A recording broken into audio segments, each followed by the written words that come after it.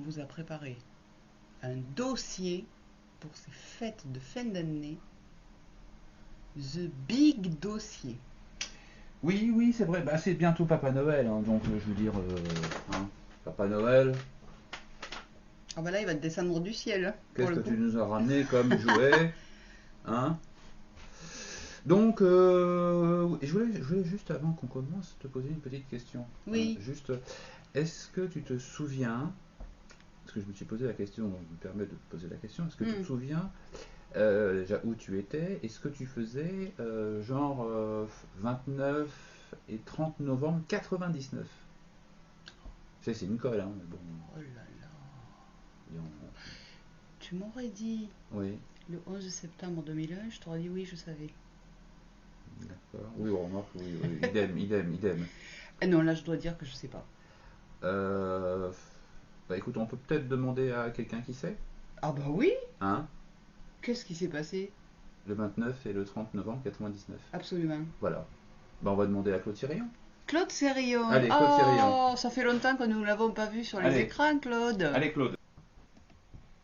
Bon, la question c'est pourquoi montrer ce genre d'image? Pourquoi c'est historique? Alors, au sens, pourquoi c'est historique? Oui. J'ai reconnu José Bové entre nous. Oui, je l'ai reconnu. Confédération paysanne. Oui. Ah, ça, je me souviens.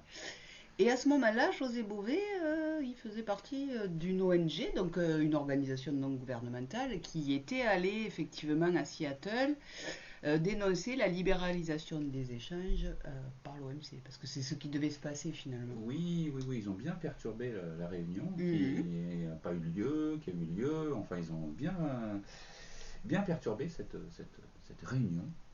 Et oui, donc entre Confédération paysanne et attaque. Bon bah on va attaquer, alors on attaque. Allons-y. Alors attaque, donc l'association pour la taxation des transactions financières et pour l'action citoyenne. C'est une organisation altermondialiste qui a été créée en France en 1998. Voilà. Et donc là, c'était leur première grande manifestation, donc en 99, donc un an plus tard. Donc déjà un an plus tard, ils avaient déjà bien œuvré pour aller à Seattle, et puis il y avait quand même plus de 700 mouvements, 700 associations qui étaient regroupées là-bas. Et tout ça pour dire aussi que cette année, en 2019, c'était leur 20e anniversaire de leur première manifestation, donc en l'occurrence à Seattle en 1999. Et ils l'ont fêté par une action d'ailleurs. Par une action encore, le 29 et le 30 novembre. Enfin, ça avait commencé la veille, le 28, le 29 et le 30 novembre, principalement sur le site d'Amazon. Je peux peut-être mettre la vidéo. Oui.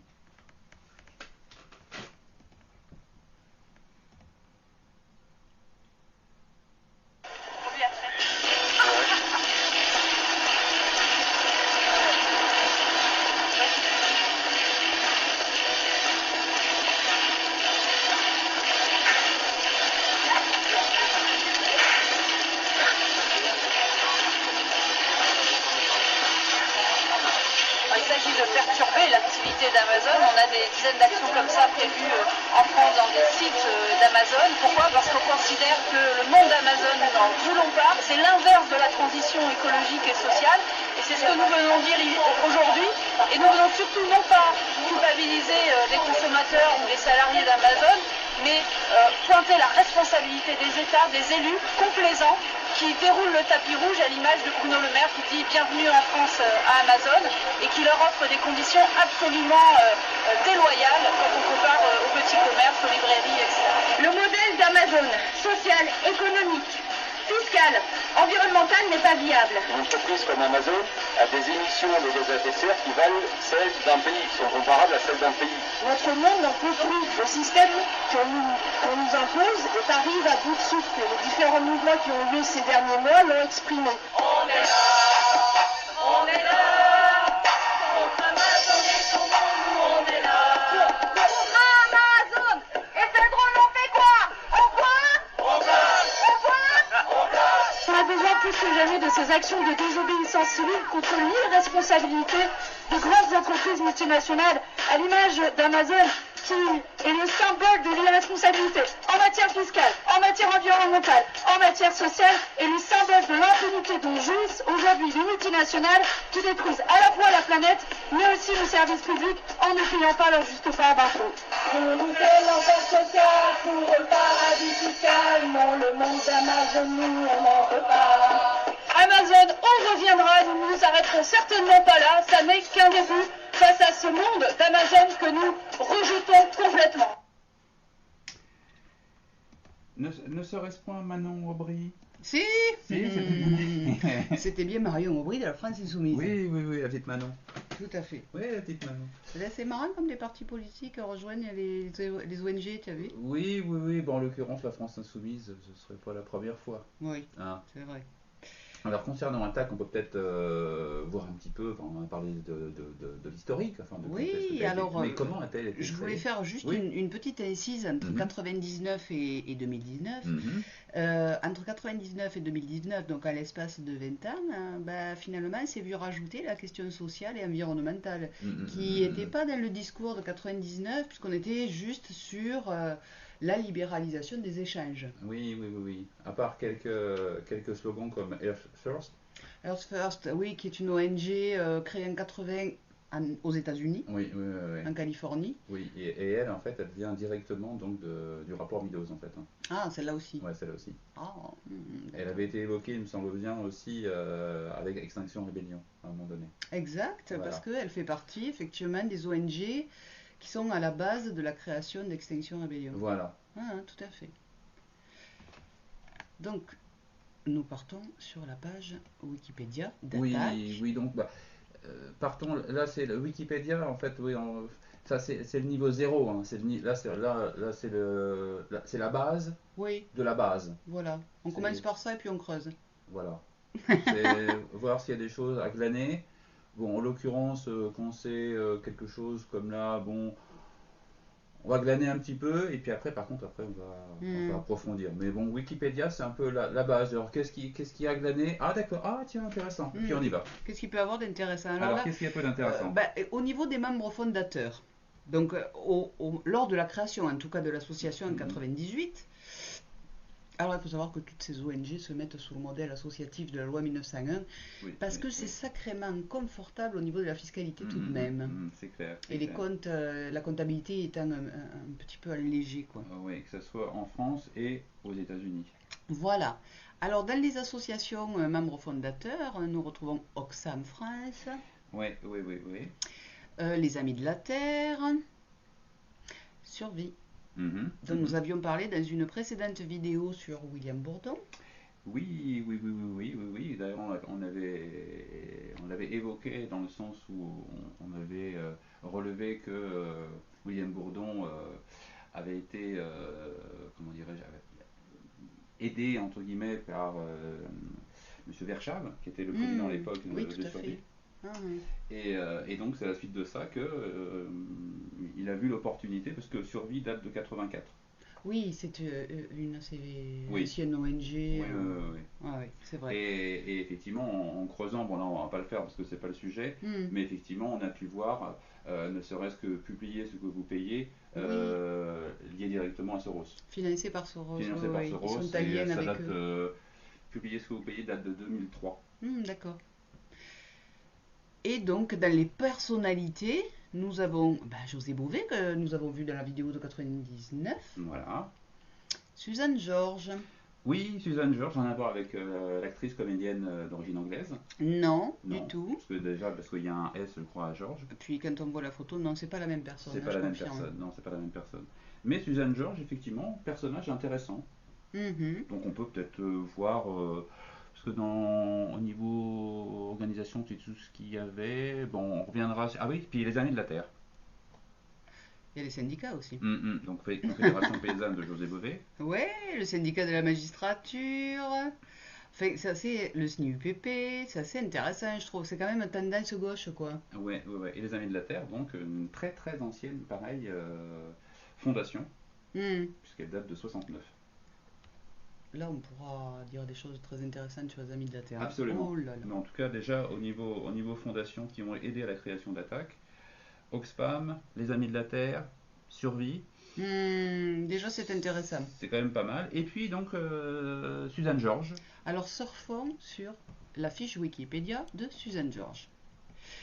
Donc, c'est une politologue et écrivaine franco-américaine, militante altermondialiste et présidente d'honneur de l'association ATTAC. Voilà. Alors, si je regarde un petit peu ses activités militantes, il est marqué qu'elle a participé aussi à la fondation du Transnational Institute à Amsterdam et elle en est maintenant la présidente du conseil. Voilà, alors il me semble qu'il litote un petit peu, puisque participer, je dirais plutôt... Ouais. Voilà. Ah oui. Participer plus que activement, puisque on peut dire qu'elle en est la fondatrice, quoi. Alors, on a retrouvé sur le site du TNI l'historique, hein, hop, en traduction, boum. Donc le TNI a été fondé en 1974 en tant que programme international de l'Institut d'études politiques de Washington DC. En clair, c'est un think tank. Voilà. Donc le TNI a agi sur ces points tout au long de son histoire. Et ça a commencé par un dîner. Et en 72, donc en octobre 72, Suzanne Georges organise un dîner à Paris. Voilà, donc c'est elle qui organise. Hein. C'est elle qui organise le dîner avec des anciens membres du personnel de la Maison Blanche, donc Marcus Raskin et l'avocat du département d'État, Richard Barney. Et elle invite aussi Samuel Rubin, qui est un philanthrope, bien entendu, parce qu'il faut des fonds quand même. Ah bah oui, un minimum. Voilà. Le TNI, comme ATTAC, nous le verrons plus tard. Alors j'espère que je vais le trouver du premier coup. Boum. Le TNI, il a quand même bien influencé, il a servi de ressource intellectuelle importante au Forum social mondial. Et c'est assez intéressant parce qu'on le retrouve au niveau d'ATTAC aussi. Oui.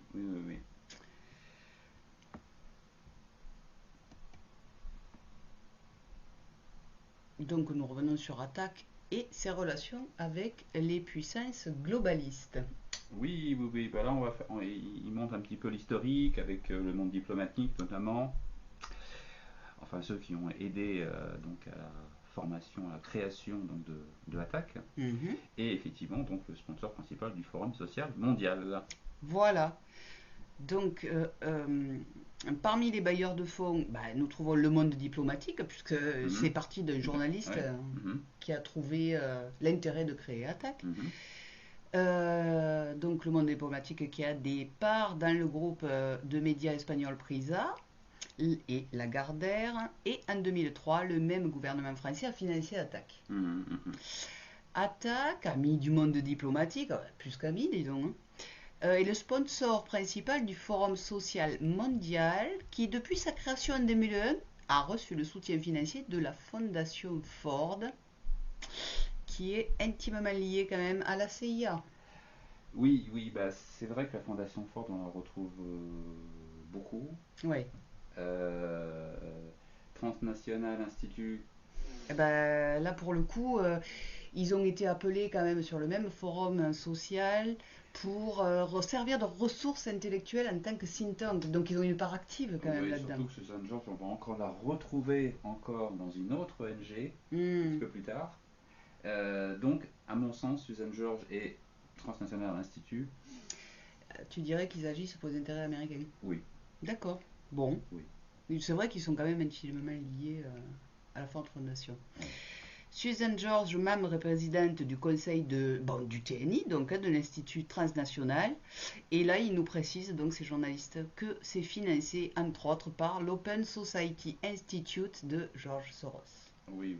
Déjà, on peut confirmer de suite en allant sur les financements de la TNI. Oui, tout à fait. Pas forcément en détail, mais juste soit en détail, soit juste sur la page de financement, on voit directement, ou sinon Alors, en ce qu'il y a détail. de bien avec les ONG et fondations, c'est que comme ce sont des associations loi 1901, elles sont obligées d'éditer leurs comptes. Oui, tous les ans, mais enfin, à la fois elles sont obligées, et de plus en plus, de ce qu'on s'aperçoit, c'est que effectivement, elles sont tenues de le faire, mais elles ne sont pas tenues de le détailler, Voilà. Et là, on s'aperçoit qu'elles le détaillent de moins en moins. de moins en moins.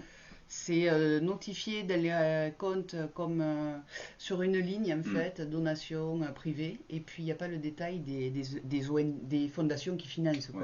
Donc il y en a qui le font, comme là, la TNI l'a fait. Donc le financement, en fait, du TNI, bah, Fondation Open Society, le ministère des Affaires étrangères allemand. Mhm. Qu'est-ce que nous avons encore? L'Union européenne, le ministère des Affaires. Ah oui, parce que en fait, voilà, ce qui est détaillé, c'est les postes pour lesquels ils financent. On va Rockefeller Foundation aussi. Et dans la partie guerre et pacification, nous avons l'Open Society encore une fois. Guerilla Foundation. Guerilla Foundation. Alors, Guerilla Foundation, dont on va parler un peu plus longuement. Ah oui, Fondation Rockefeller, j'avais pas vu. Ils sont là. Guerilla Foundation. Et il y a les montants. Et en fait, bah, c'est des sacrés montants quand même, quoi. Quand on voit la totalité des postes, des drogues aussi. Alors, et George Soros, il adore financer la question des drogues. Mais La légalisation des drogues, tu sais, dans les drogue pays. et démocratie. Ouais, drogue et démocratie, c'est sa ligne, hein, lui. Ouais. Il adore ça. Société ouverte. Avec Voilà. la démocratie pour tous Voilà. et la drogue pour et tous. la drogue pour tous. Ah, la liberté individuelle, j'adore. Ouais.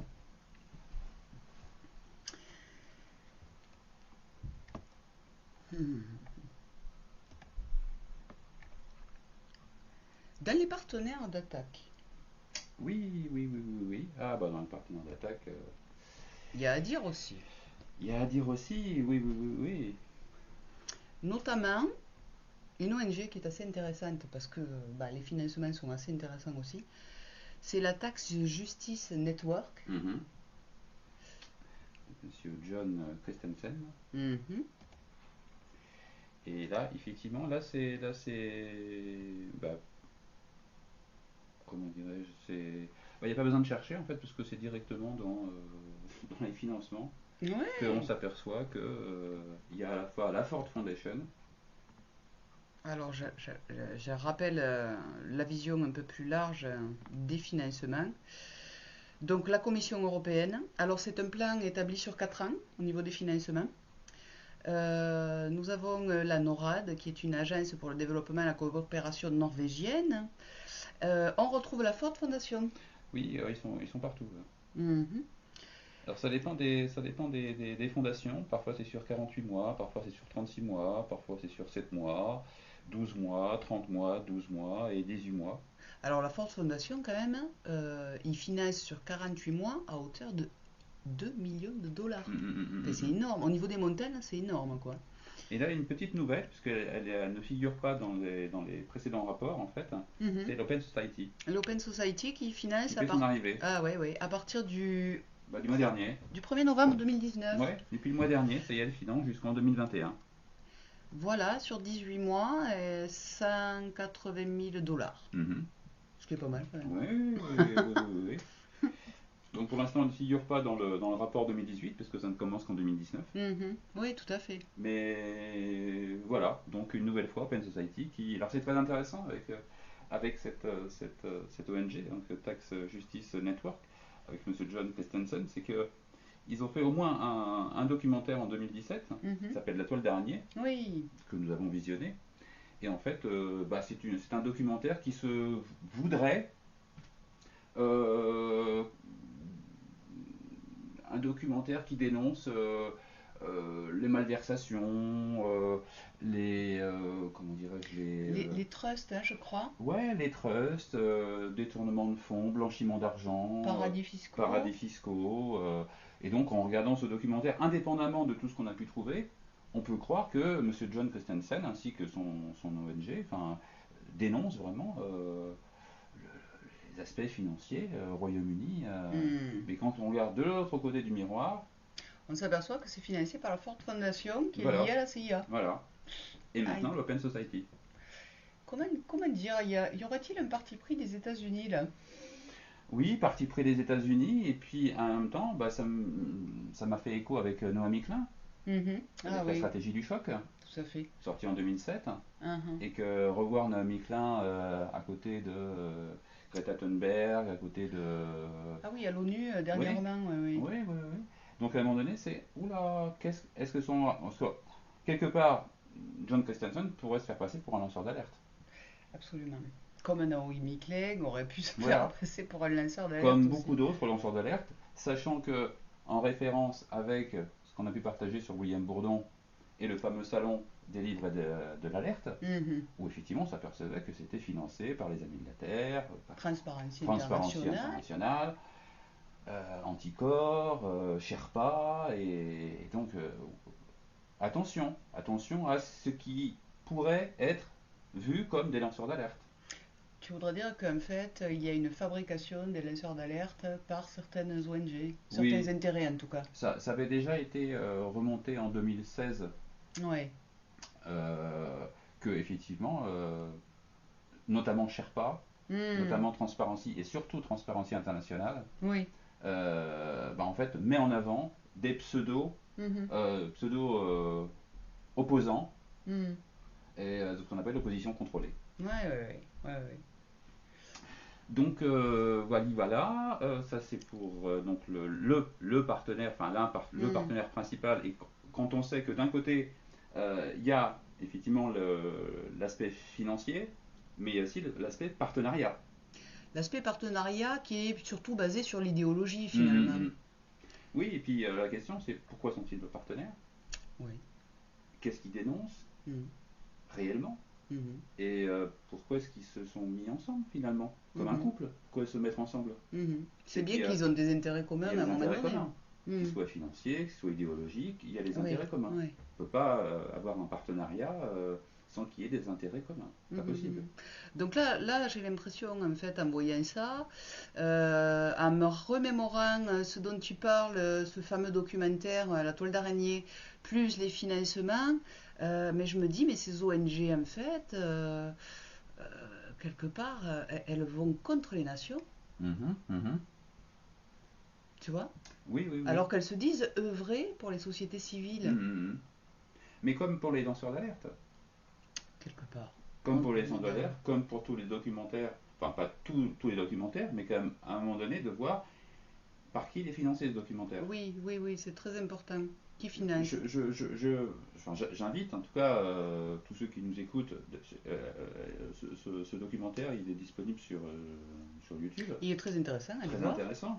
Il est en version française, en version sous-titrée, enfin voilà, tout est fait pour le voir. De 2017, La toile d'araignée. Ne sachant pas ça, on regarde, c'est génial.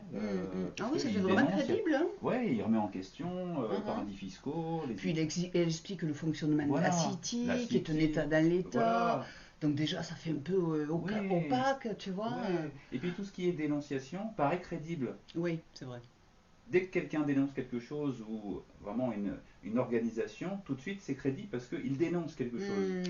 Mais il n'y a pas ce mental réflexif qui pourrait dire, mais est-ce que c'est réellement de la dénonciation ou c'est pour instrumentaliser, amener dans une certaine mesure l'opinion publique dans une certaine direction pour éventuellement, je ne dis pas que c'est le cas, mais occulter d'autres choses. Ça s'appelle de la subversion, tu sais. Voilà. Donc si j'en reviens aux ONG, les ONG feraient de la subversion. C'est une forme de guerre, quoi, finalement. Oui. Et puis ça a commencé dans le milieu des années 90. Je dirais que ça a commencé plutôt avec les Amis de la Terre. Oui, effectivement. Oui. Mais aux États-Unis, peut-être. Oui, aux États-Unis. En France, peut-être pas encore. Oui. Alors, nous allons revenir à Attaque et montrer un partenaire d'Attaque. Qui est la fondation Charles-Léopold Meyer pour le progrès de l'homme. Alors ça, cette fondation, c'est pareil. On la retrouve partout. partout. Il y a pas une organisation, il n'y a pas une ONG qui ne soit pas financée par C'est assez la hallucinant. Fondation Charles-Léopold Meyer Hmm. pour le progrès de l'homme. Hein, bien Oui, sûr. oui. Alors, tu disais, me semble-t-il, si mes souvenirs sont bons, tu me disais il y a quelque temps que maintenant ils zappaient la Fondation Charles-Léopold Meyer et ils laissaient juste pour le progrès de l'homme. Oui, oui, oui, oui. Ben, on le verra un peu plus tard, puisque je crois que c'est peut-être même c'est sur Attaque, je crois d'ailleurs, sur Attaque, Ah, d'accord, j'ai pas vu. il me semble. Ou peut-être sur Homme 21. Ah, peut-être sur Homme 21 d'ailleurs. Ah, on va voir. Ouais. Alors, j'aimerais qu'on parte sur un autre Mhm. partenaire d'attaque qui s'appelle Oxfam. Ouais. Donc, nous en avons parlé un petit peu. Mhm. Paf. Alors, le Oxfam France, bah, c'est encore une fois une association en 1900, hein, bien sûr. Mhm. Qui est C'est beaucoup plus ancienne en fait. Je trouve que voilà. la date de 88 en France, mais beaucoup plus ancienne aux États-Unis. Mhm. Oui, parce que là, on est sur effectivement Voilà. la partie française, Voilà. qui est une émanation d'Oxfam International. Mhm. Tout à fait. Et alors, Oxfam, on a trouvé aussi le rapport financier que je vais afficher.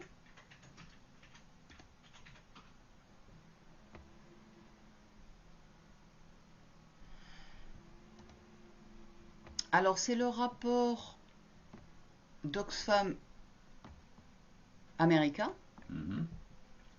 de 2015, parce que comme on vous a expliqué tout à l'heure actuelle, on n'arrive plus à trouver... Ça devient difficile. En tout cas, sur Oxfam France, c'était très difficile.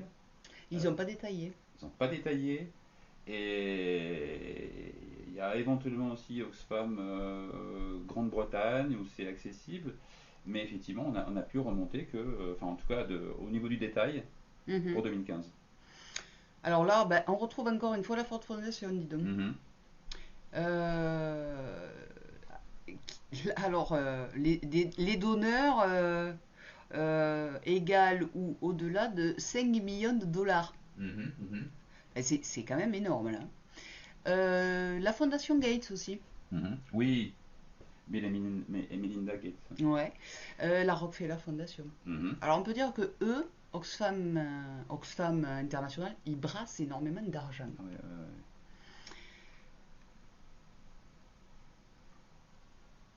Et puis rappeler que c'est Cécile Duflot qui a pris la direction d'Oxfam France Oui, exact. depuis 2018. Exact. Je laisse un petit peu que vous ayez le temps de voir les différentes fondations et on retrouve l'Open Society aussi. La Norwegian Agency for Development et Coopération que nous avions trouvé sur Tax Justice Network. Mhm. C'est à peu près les mêmes fondations. Là, il y en a un peu plus parce qu'ils doivent brasser beaucoup plus, donc il y en a beaucoup plus. Ouais. Ah oui, Oxfam, oui. Donc Oxfam, c'est assez intéressant de voir que là, il y a vraiment... Et puis on retrouve Susan Du pot- George aussi. Oui, elle avait participé effectivement à une mobilisation citoyenne. Toujours l'appel d'agir ici pour un monde solidaire. Parce qu'elle est sur cette voie-là, la démocratie, un monde solidaire. Ouais, oui. Des choses qui sont financées de toute façon par Soros. Bien sûr. Tu vois. Alors nous avions aussi un membre, mais ça je crois que on pourrait déjà enclencher la seconde vidéo peut-être. Oui.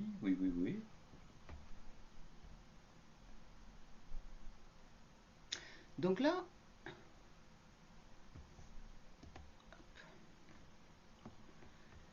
on va vous montrer une action sur Amazon. Alors, c'était l'entrepôt d'Amazon à Montbéliard. Non, pardon. Montélimar. Oh, je confonds les deux. À Montélimar. Le 30 novembre 2019, avec Attaque, ANFCOP 21 et XR. Voilà. Bah, disons que là pour l'instant on est parti de Attaque. Et puis progressivement, on va voir que toutes ces ONG en fait fonctionnent ensemble en fonction des actions. Et que petit à petit, donc là, effectivement on a un peu décortiqué attaque, on va éventuellement attaquer, enfin décortiquer ou attaquer peut-être comme AT1 et ainsi de suite.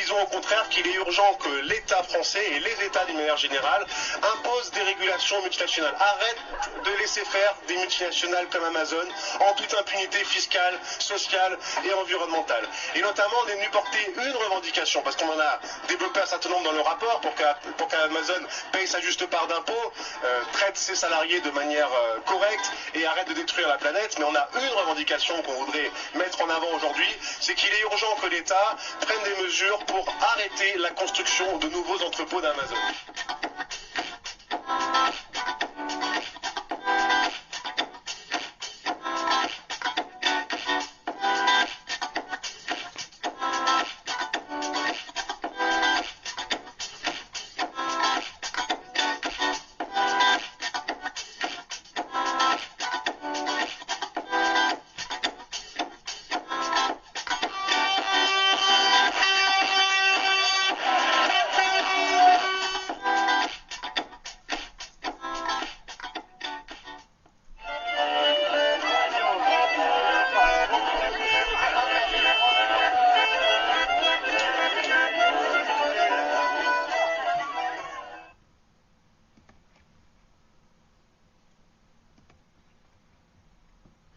C'est très festif, hein, je trouve, ce genre de manifestation. Tu vois, ils font la ronde, ils goûtent. Oui, c'est toujours très joyeux, très ludique. Festif, très festif. Ouais. Oui. Donc là, on a aperçu, ou entreaperçu, effectivement, donc, en 21 et XR. Oui, tout à fait, on a vu les drapeaux verts. Voilà. Les gilets jaunes, voilà, pas à petit pois, mais avec une petite main dans le dos ou devant. Et donc, voilà un petit peu le fonctionnement comme AT1 et leur financement, enfin en tout cas par qui ils sont financés. Alors là, pour l'instant, nous avons un réseau important de partenaires. Alors dans ce réseau, il y a toujours la Fondation Meilleur. Pour le progrès de l'homme. Pour le progrès de l'homme.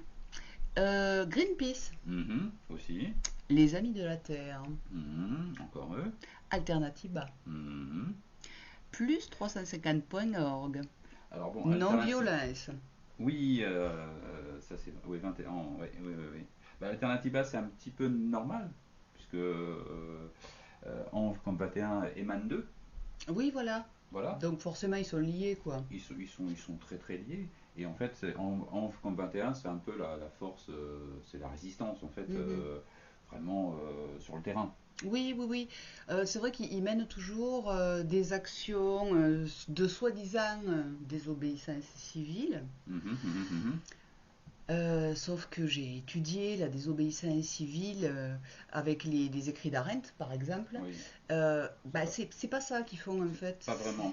Pas vraiment, c'est pas ce qu'elle décrit. Parce que la désobéissance civile, c'est quand un collectif de personnes s'oppose à une loi. Une loi édictée par l'État.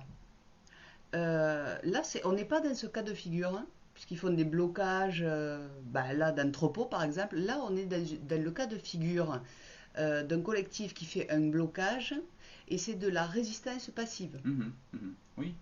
Sauf qu'ils ont récupéré le terme désobéissance civile pour donner plus d'impact, mais ce n'est pas cela. Oui, comme beaucoup de termes, en fait. Ouais, c'est rentré... La novlangue, c'est de la novlangue. Ouais, de la novlangue. C'est de la novlangue. Donc effectivement, en plus, homme comme 21, bon, comme son nom l'indique, ce terme en tout cas a été créé pour la COP 21. Oui, tout à fait, pour 2015. Pour 2015. Et la petite chose historique, c'est que donc ça a été créé en 2015, et maintenant l'Alternativa qui elle date de 2013, et qui vient aussi avant Alternativa de Bizi. Oui, qui avait été créé sur la côte basque. Ouais, oui, par un certain Echeverry. Et ce qui est intéressant, c'est qu'en 2009-2010, il y avait une proposition donc, de ce monsieur Echeverry de faire une journée internationale de sensibilisation par rapport au réchauffement climatique, parrainée par... Vas-y, dis-moi. Susan George. Oh, c'est pas possible. Et si. D'accord. Donc Susan George, on la retrouve donc création d'attaque, ouais. Oxfam France, ouais. Et oui, mais en tant que présidente du conseil de TNI, voilà. C'est elle qui impulse l'idéologie quelque part. Hein. Donc déjà on la retrouve à trois moments différents, 74, 98, 2009. Donc comme nous l'avons vu, le TNI c'est quand même assez proche de la CIA. Aïe. Alors on peut peut-être faire un petit retour en arrière, peut-être, éventuellement voir ce qui s'est passé en 2015. Ouais. Parce que là on évoque en 21. D'ailleurs, il reste avec Anve comme 21, comme s'ils étaient restés scotchés à la COP 21. Oui, c'est vrai. Donc c'est comme s'ils étaient restés scotchés en 2015, en l'occurrence en décembre 2015. Oui. Donc peut-être leur faire plaisir quelque part. Et de leur passer un petit bout, en tout cas un long bout de ce qui s'est passé en décembre 2015. Donc repartons, un retour vers le futur. Un retour vers le passé. Le 9 décembre 2015. Ce qui me vient, c'est que c'est un retour dans le passé pour comprendre le présent et éventuellement capter le futur. Ah, ça c'est incontournable. Hein. Parce que s'il n'y a pas de retour en arrière, il ne peut pas y avoir captation de quelque chose qui est immatériel. Tout à fait. Donc c'est reprendre l'historique, mais comme pour toute chose finalement, comme pour un individu, s'il ne sait pas d'où il vient, il ne peut pas savoir d'où il est, il ne peut pas savoir où il va. Ouais, on est d'accord. C'est de la philosophie de comptoir. De comptoir.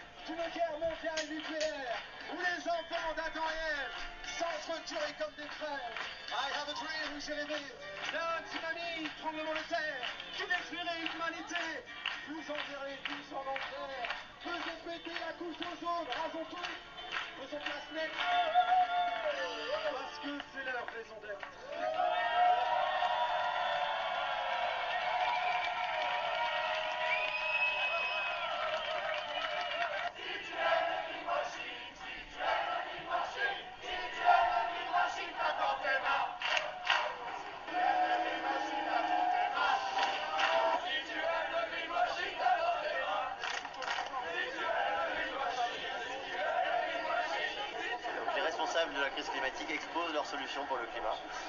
On parle de EDF, on parle de GDF, on parle de la BNP Paribas, on parle de Coca-Cola, on parle de Total, on parle de ce genre d'entreprise. Alors ce jeune homme, nous le retrouverons plus tard, Victor Vauquois. Oui, on va le retrouver plus tard. Alors au début j'avais entendu si tu aimes le brushing, ça n'a rien à voir. Non, c'est pas le brushing. C'est pas le brushing. Non, c'est le greenwashing. Le greenwashing, voilà, je me disais, ça n'a pas de sens. Si tu aimes le brushing, ça n'a pas de sens. Donc là, en fait, ces ONG, elles œuvrent au greenwashing, qui est en fait la régénérescence du capital dans la question... Et non pas du capillaire. Et non pas du capillaire, sur la question du climat. Ça décoiffe. Ça décoiffe. Alors juste pour préciser, l'action qu'on a vue au départ, c'était une action menée, soi-disant, un concert improvisé à la BNP. Avec le ténor José Bové. Avec le ténor José Bové. Voilà. Je vous défie, mesdames, messieurs, de faire pareil. De façon improvisée, de rentrer dans la BNP et de faire un concert. Et non seulement le concert, mais en plus, je crois que c'était quelques mois avant, ils avaient fait le jeu des chaises musicales. Ah oui, ils avaient fauché Voilà. des chaises dans plusieurs agences bancaires. Voilà. Et après, ils les avaient rendus. Oui, sur un pont à Sur un Paris, pont. alors je ne sais plus lequel. Oui. Non mais hallucinant. Oui. Hallucinant. Alors, moi j'ai pu expérimenter avec les gilets jaunes de rentrer dans certains lieux comme ça. De suite, il y a les forces de l'ordre qui débarquent. Hein. C'est assez rapide. Là, ouais. non. Et puis en général, si tu vas au siège, tu vas pas prendre le fauteuil. Voilà, ça va de soi. Ça va de soi. Ça va de soi, elle était bonne celle-là. Et là, en fait, là c'était à BNP, et ils ont refait le coup à la Société Générale, là, il n'y a pas très longtemps, le 13 décembre. Ils ont fait une conférence, effectivement, à la Société Générale pour dénoncer l'extraction du gaz de schiste aux États-Unis, notamment. Au Texas. Oui. Ah ouais, c'est vrai, ils se sont invités aussi. Pareil. Non, mais c'est, voilà, ils s'invitent, bonjour. Alors eux, par contre, avec le gilet jaune, ils y vont sans problème, sauf parce qu'ils ont la main, peut-être, ils ont une main protectrice. Je dirais que c'est marqué ONG quand même. Ouais. C'est il y a le tampon. Il y a le tampon. C'est avalisé par le capital. Voilà, et puis on verra plus tard que pourquoi c'est avalisé. Ouais. Alors je continue la petite vidéo. Sinon les autres ils continuent à baliser. Le fleuron de ce qui se fait de plus polluant chez nous, et qui pourtant est invité au Grand Palais en plein Paris pour parler de leur solution pour le climat. Nous aimerions pouvoir discuter, donner notre point de vue de façon parfaitement pacifique. Avril fait la promotion des agrocarburants. Vous le voyez sur leur stand, malheureusement nous ne pouvons pas y aller. La liberté de parole, elle s'achète, monsieur. Les entreprises qui sont là, elles ont acheté leur possibilité de parler. Il n'y a rien qui puisse permettre d'espérer arriver à ce 1,5 degré. Il faut que nous menions, que nous gagnions, que nous arrachions des batailles concrètes, décisives. Et on en a une en ligne de mire, c'est Notre-Dame-des-Landes. Il est hors de question qu'on laisse se construire un projet aussi absurde, désormais que nous sommes en état d'urgence climatique. Ce mouvement ne fait que commencer. Nous serons de plus en plus nombreux. On reste debout, on reste mobilisés, on ne lâche rien. Là je coupe parce qu'il y a quand même plusieurs coïncidences. Oui, j'entends. Oui. Sinon, alors, vous litotez, cher ami, vous litotez. Nous sommes en 2015. Non, là, nous sommes en 2019. Je n'entends bien, cher ami. Oui. Dans cette vidéo, oui, tout à fait. puisque nous avons fait un retour vers le futur. Oui, mais entre tous ces retours en arrière, je suis plus. Un coup c'est 99, un coup c'est 2015, je perds la tête. Donc nous sommes en 2015, oui. Et qu'est-ce que je vois? Plein de gilets jaunes. Et le monsieur là, il vient de dire on ne lâche rien. Oh, mais ça c'était en 2019, ça, on lâche rien. Non, là c'était en 2015. C'est pour ça que je parle de coïncidence. Oui, mais il l'a copié, lui. Alors, est-ce qu'en 2015, il pouvait copier quelque chose qui est arrivé en 2019? Oh, je ne sais pas, moi. Il y a bien les courbures du temps, mais bon. Et puis, il y avait aussi les Amis de la Terre. On a vu, effectivement, les Amis de la Terre. Voilà. Ils étaient déjà là. Enfin, ils étaient déjà là. Et puis, on verra aussi tout à l'heure Attaque aussi, parce qu'on voit le pourcentage. Oui, alors je vais laisser défiler un petit peu plus.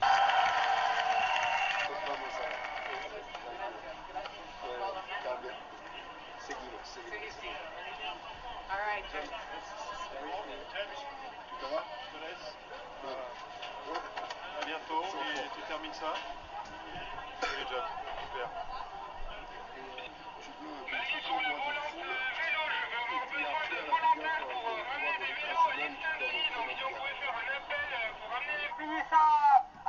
Alors le monsieur que vous avez vu derrière son ordinateur avec le téléphone, c'est le fondateur d'Alternativa. Oui, monsieur Celleri.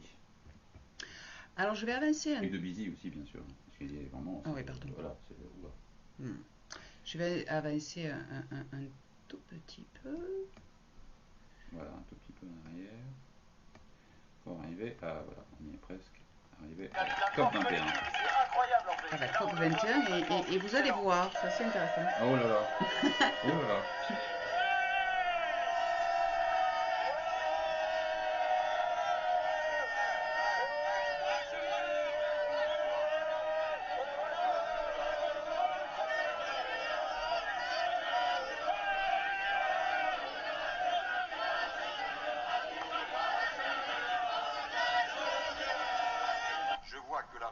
Est positive, je n'entends pas d'objection. L'accord de Paris pour le climat est accepté. La COP21 est un grand succès diplomatique car les États se sont tous engagés à ne pas dépasser un réchauffement de plus de 2 degrés, voire 1,5 degré par rapport à la période pré-industrielle. Mais c'est un véritable échec sur le plan climatique. L'idée d'un accord contraignant a été abandonnée au profit d'engagements volontaires définis par chaque État qui ne leur permettront pas d'atteindre cet objectif. Ainsi, la somme de ces contributions nationales, dans l'hypothèse peu crédible qu'elles soient respectées, nous conduirait à un réchauffement supérieur à 3 degrés à la fin du siècle. Alors c'est assez intéressant. Je vais essayer de remonter. Oui, de faire un arrêt sur image. Ouais, pour vous montrer. Oh là là, ça va être dur.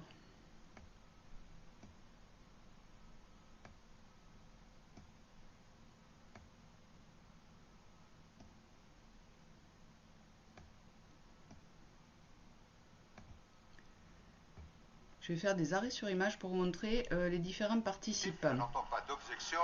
L'accord de Paris pour le climat est accepté. La COP21 est un grand succès diplomatique, car les États se sont tous engagés à ne pas dépasser... Alors là, déjà, nous avons M. Al Gore. Oui, Ségolène Royal. M. Al Gore qui a créé la bourse pour le carbone, Oui. qui est une vaste fumisterie, et qui permet de faire du profit... C'est magnifique sur le CO2. Oui. Ah oui, non, lui, c'est le chantre. Hein. Alors, comme il n'a pas été élu à la présidentielle des États-Unis, mais quelque part, il valait mieux qu'il parte là-dedans. Au niveau business, ça devait être beaucoup plus lucratif. Oui, d'ailleurs, il y a des bruits qui courent, enfin, ce ne sont que des bruits, qu'il aurait cédé sa place à un moment donné en disant, bon, bah, voilà, tu cèdes ta place, et puis, voilà, tu dis rien par rapport à l'élection de George Bush, et puis parce que ça s'est joué vraiment à très peu, quelques voix près, et en fait, bon, bah, a-t-il accepté? En tout cas, il a reconnu la victoire de George Bush avant qu'il y ait la vérification des grands électeurs en Floride. Ah, c'est ballot ça. C'est ballot. Bon, je continue. C'est un réchauffement de plus de 2 degrés, voire 1,5 degré par rapport à la période pré-industrielle. Mais c'est un véritable échec sur le plan climatique. Alors la dame là, celle-là, c'est Laurence Tubiana. Oui, Laurence Tubiana. Tubiana. Ah, je me suis trompée, j'ai dit Tubiana. Tubiana, qui fait partie de l'European. Alors en fait, elle dirige l'European Climate Foundation. Voilà, European Climate Foundation. Et bien peu de temps après, donc 2 ans après, en 2017. Ah, d'accord. Et on retrouve Laurence Tubiana. Tubiana. Puisque elle dirige donc depuis 2019, donc elle dirige donc à la suite du grand débat. Donc elle dirige donc la Convention citoyenne pour le climat. La Convention citoyenne pour le climat, pardon, voilà. À laquelle participe Priscilla Lidowski, en tant que, non pas en tant que participante, puisqu'il y avait 150 personnes tirées au sort, et d'un autre côté, il y avait donc des youtubeurs, des personnes influenceurs qui relaient, parce que ce sont des sessions, il y a 6 sessions en fait, et là ça se termine fin décembre, donc il va y avoir une dernière session, il y en a une qui a été reprogrammée à cause des grèves, et donc en janvier 2020, il devrait donc y avoir donc des propositions émanant donc de cette convention citoyenne pour le climat. Donc, si je te suis bien, cette convention citoyenne pour le climat a été mise en place par M. Macron. Voilà. Après, comment tu as dit que ça s'appelait? Oh là là, je perds mes mots. Après le grand débat. Après le grand débat, oui. D'accord. Ah bah, le grand débat n'a servi qu'à ça. Ah bah alors ça, si c'est pas du foutage de gueule. Déjà, a priori, il y en a qui ont été un tout petit peu éveillés, si tant est que ce mot était un sens, mais en tout cas conscients que qu'est-ce que c'est que ce grand débat, foutage de gueule, pas foutage de gueule, et qu'est-ce qui en ressort? La seule chose qui en ressort, c'est la Convention citoyenne pour le climat. Oh, génial. D'accord. Et à savoir comment dirais-je, que Laurence Tubiana a été mise par M. Macron. Ah, bah oui. Et oui. Oh là là, la boucle est bouclée, je crois. Hein. Et en plus, donc, Laurence Tubiana, donc, depuis juillet 2019, elle a été renouvelée dans ses fonctions de présidente du conseil d'administration de l'Agence française de développement. D'accord. Mais bon, effectivement, là, même depuis 2015, puisque depuis 2015, si elle a été, comment dirais-je, si elle a été mise, je crois que c'était en 2014, donc elle avait été nommée représentante spéciale du gouvernement français pour la conférence de Paris pour le climat 2015. D'où sa présence effectivement voilà. sur l'estrade. Et comme elle a été l'ambassadrice en fait, ouais. chargée donc des négociations sur le changement climatique par Laurent Fabius, qui était le maître d'œuvre, ouais. et donc qui était à l'époque ministre des Affaires étrangères. Et donc à la suite de ça, donc cette adoption, donc en janvier 2016, donc il y a eu l'adoption de l'accord de Paris. Donc elle a été nommée donc championne de haut niveau pour l'action climatique. Oui, ça valait au moins ça. Hein. Voilà. Donc Laurence Tubiana. Championne de haut niveau, ça ressemble à un sport extrême, ça. Oui, c'est ça. Un sport. Oui. Et puis on verra, il y a d'autres protagonistes. Alors je laisse défiler pour voir les autres. L'idée d'un accord contraignant a été abandonnée au profit d'engagements volontaires définis par chaque État, qui ne leur permettent pas d'atteindre hop. Alors cette dame-là, c'est, me semble-t-il, la présidente de Greenpeace. Tout à fait. Oh. Tout à fait. Qu'on avait vu d'ailleurs il n'y a pas très longtemps quand nous étions occupés de XR. Oui. Qui était ami avec. Qui était en photo avec Al Gore. Voilà, Al Gore et Yamina qui faisait partie d'XR. Oui. Enfin, qui en a fait partie juste après. Cet objectif. Ainsi, la somme de ces contributions nationales, dans l'hypothèse peu crédible. En fait, ce jour-là, étaient présents toutes les ONG, quoi, finalement. Oui. C'est pas forcément l'État français qui a pris les décisions. Non. Ou les États. Et d'ailleurs, il y a eu un dossier qui a été monté par des journalistes d'investigation qui ont relevé que Oxfam France et les Amis de la Terre ont bien influencé dans ce sens. Quand on sait d'où viennent les Amis de la Terre. La prochaine petite lecture, c'est le blocage du sommet du pétrole offshore à Pau, le 5 avril 2016. Alors cette vidéo est assez intéressante pour les phrases qu'on entend en fait. Oui, un peu comme celle qu'on a entendue, on lâche rien. Oui. Et c'est des phrases, effectivement, qui sont, enfin des phrases ou des mots mis ensemble, plutôt des mots mis ensemble, les uns à côté des autres. On lâche rien. Donc il y en a eu d'autres qui effectivement datent de cette époque-là. Ouais, c'est assez troublant. Je redoute la réaction des forces de l'ordre et des services de sécurité de la multinationale face à ce blocage. Mais 4 mois après la COP21, la tenue de ce sommet est une véritable provocation.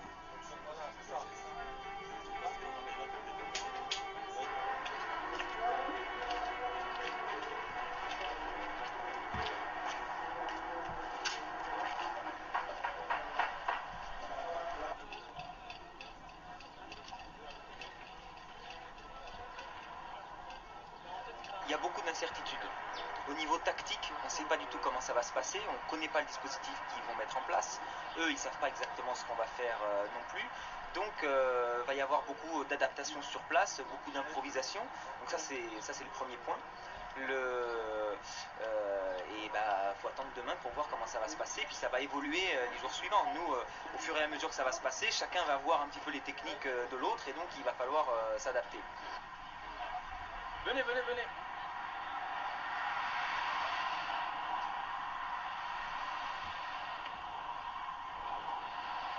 Avec l'équipe d'LB, là, on va faire un petit tour de présentation rapide. On voulait vous proposer une petite formation concrète à la fois au blocage, à la fois à la percée non violente, parce que ce sera probablement le genre d'exercice qu'on aura à faire sur les 3 jours de mobilisation qui nous attendent.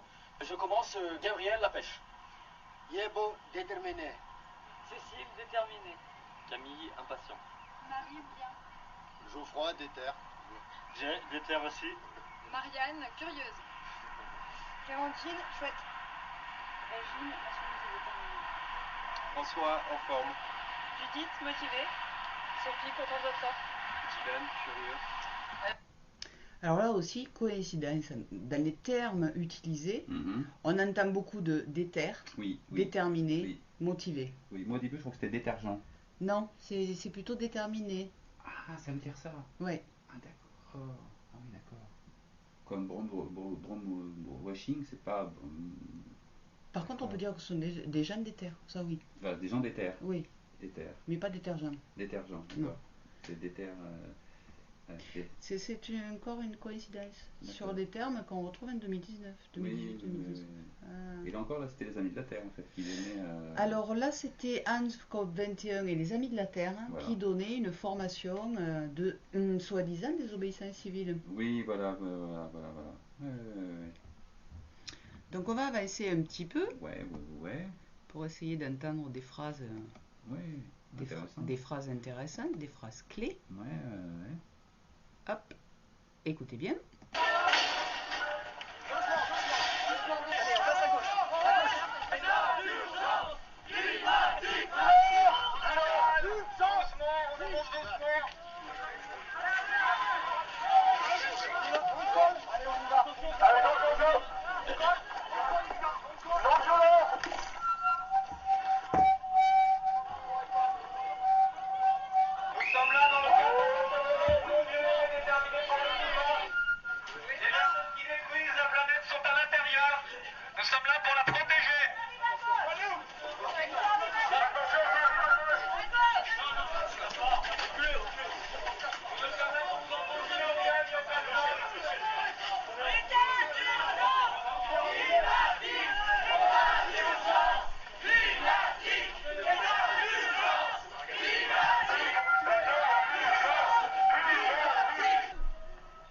Ça vous parle pas peut-être, l'augmentation. Je vous rappelle qu'il y a 20 000 ans, il y avait 5 degrés de différence, d'écart.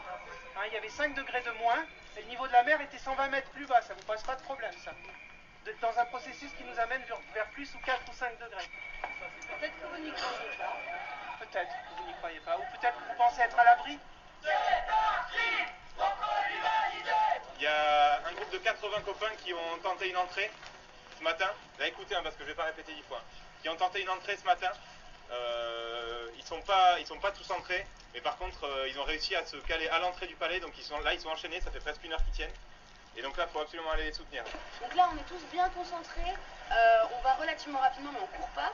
Mais du coup, on reste bien concentré dans sa marche et on essaye d'être réactif, énergique et tout ça, quoi. On va donner un coup de main au copain et surtout, on va le bloquer ce sommet. Il y a 2 ouvertes dans les mains.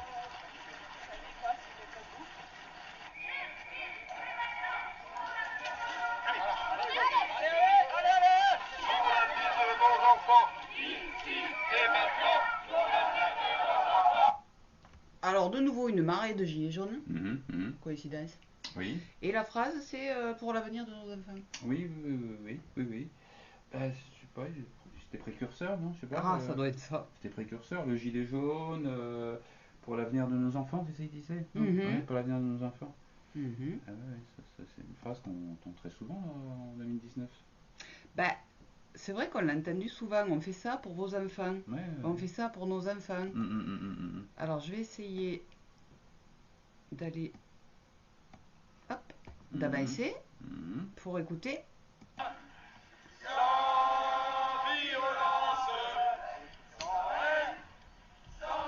Pour les générations futures. Parce qu'ils n'ont rien demandé. On ne va pas. Juste demander à vivre sur une terre apaisée, sans guerre. Alors pour nos enfants, sur une terre apaisée sans guerre, ça c'est la ligne vraiment. On l'a vu après, il y a des ONG qui financent Open Society et compagnie. War and Pacification. Oui. On retrouve chez XR notamment. Donc on n'a plus le temps. Et il y a cette notion, voilà, d'urgence. Voilà. Il y a urgence parce qu'il y a un effondrement Et ça vient tout droit du rapport Meadows, en fait. Le fait que Monsieur Meadows disait à ce moment-là, mais dans 40 ans, on n'est plus là. Donc ils ont fait rentrer dans les cerveaux que l'espèce humaine était condamnée à aller disparaître. Et les nouvelles générations ont ça vraiment dans l'esprit. C'est pour ça qu'ils sont activistes autant, en fait. Oui, puis on le verra un peu plus tard, l'ONG Les Amis de la Terre sont directement, au niveau de l'idéologie, vient directement du rapport Meadows, enfin, en tout cas du Globe de Rome. Ouais. On pourrait même dire le rapport du Club de Rome, parce que le rapport Meadows, c'est plutôt le rapport du Club de Rome. Le rapport, oui. Bon, je crois que cette vidéo, on peut arrêter là, parce que finalement, c'était vraiment ce que je voulais faire entendre. Donc on va remonter. Ah oui, des mots-clés, en fait, qui reviennent, des couleurs. Des couleurs. Donc le gilet jaune. Le gilet jaune ne date pas de 2018. Ouais. Beaucoup plus ancien. En tout cas, il a été porté de façon ces activistes, en tout cas, ces activistes l'ont porté déjà depuis 2015, voire même un petit peu avant. Alors, chez Alternativa, il est plutôt vert. Et là, il est passé au jaune. Ouais, là, il était jaune. C'est pour unifier. Voilà, il est passé jaune. Peut-être que c'est moins agressif. C'est possible, je sais pas. Hein. Je sais pas. Je crois qu'on avait. Alors, je crois qu'on avait aussi sur Alternativa, je crois qu'on avait quelques petits financements, Alternativa. Alors, Alternativa, oui, tout à fait. Hop. Alors, en tout cas, il y a les partenaires. Voilà. Donc, dans les partenaires, qui on retrouve l'European Climate Foundation. Voilà. La fondation Charles Léopold Meyer, encore une fois. Voilà. La Fondation de France. Je crois que c'est pas mal. Ouais. Et j'avais aussi... hop, je vous remontre. J'avais aussi le rapport de non-violence. Pour vous montrer au niveau des partenariats, c'est assez intéressant. Tac. Non-violence 21. Voilà. Alors eux, ils ont eu des partenariats, donc vous voyez, il faut signaler la rencontre avec la Fondation de France, la Fondation Léopold Meyer, mais aussi Reporter, alors ça c'est intéressant aussi, FIDH. Ça c'est la Fondation internationale des droits de l'homme. Ça c'est pas mal aussi, Soros derrière aussi. Absolument. Transparency International France, dis donc. Eh oui. Oh, c'est magnifique. Ah oui, non, Transparency International. Ouh là là, c'est du lourd. Était aussi présent Alternativa and Scope 21. Donc eux, ils font pas la différence, tu as vu, ils mettent les deux à coller. Faut-il rappeler que Transparency International France, l'avocat est William Bourdon. Ah oui, c'est bien de le rappeler. Voilà. C'est vrai. Je suis prête. Ouais. Et puis après, nous avons Greenpeace, je crois. Nous avons Greenpeace, voilà. Voilà Greenpeace. Sur le site. Alors là, il faut que tu m'aides, je ne sais plus. C'est un peu plus bas. Funding. Voilà. Funding, on a la Tide Foundation. Ah notamment. Oui, notamment, dis donc. Parce que pour trouver les... Greenpeace a accepté des fonds de la Shadowy. J'aime bien le terme Shadowy, tu vois. De la Tide Foundation. Alors la Tide Foundation, on l'avait bien expliqué dans la vidéo d'XR. C'est une fondation en fait qui blanchit de l'argent clairement. Oui, il y en a plusieurs. Il y a Tide Foundation Center, Tide Foundation Canada. Il y en a au moins 4. Mais là, c'est vrai qu'ils insistaient sur le fait que c'était vraiment fait pour blanchir de l'argent sale. Quoi. Oui. Et Soros passe par la Tide Foundation aussi. Oui. D'ailleurs, on retrouve cette même Tide Foundation dans les subventions octroyées à XR. Ah oui, absolument, à hauteur de 7000 et quelques... 7000 livres. Oui, c'est vrai. Bon, on verra ça un peu plus tard. Oui. Bon, je crois que pour l'an 21, je crois que c'était tout. Oui, tout à fait.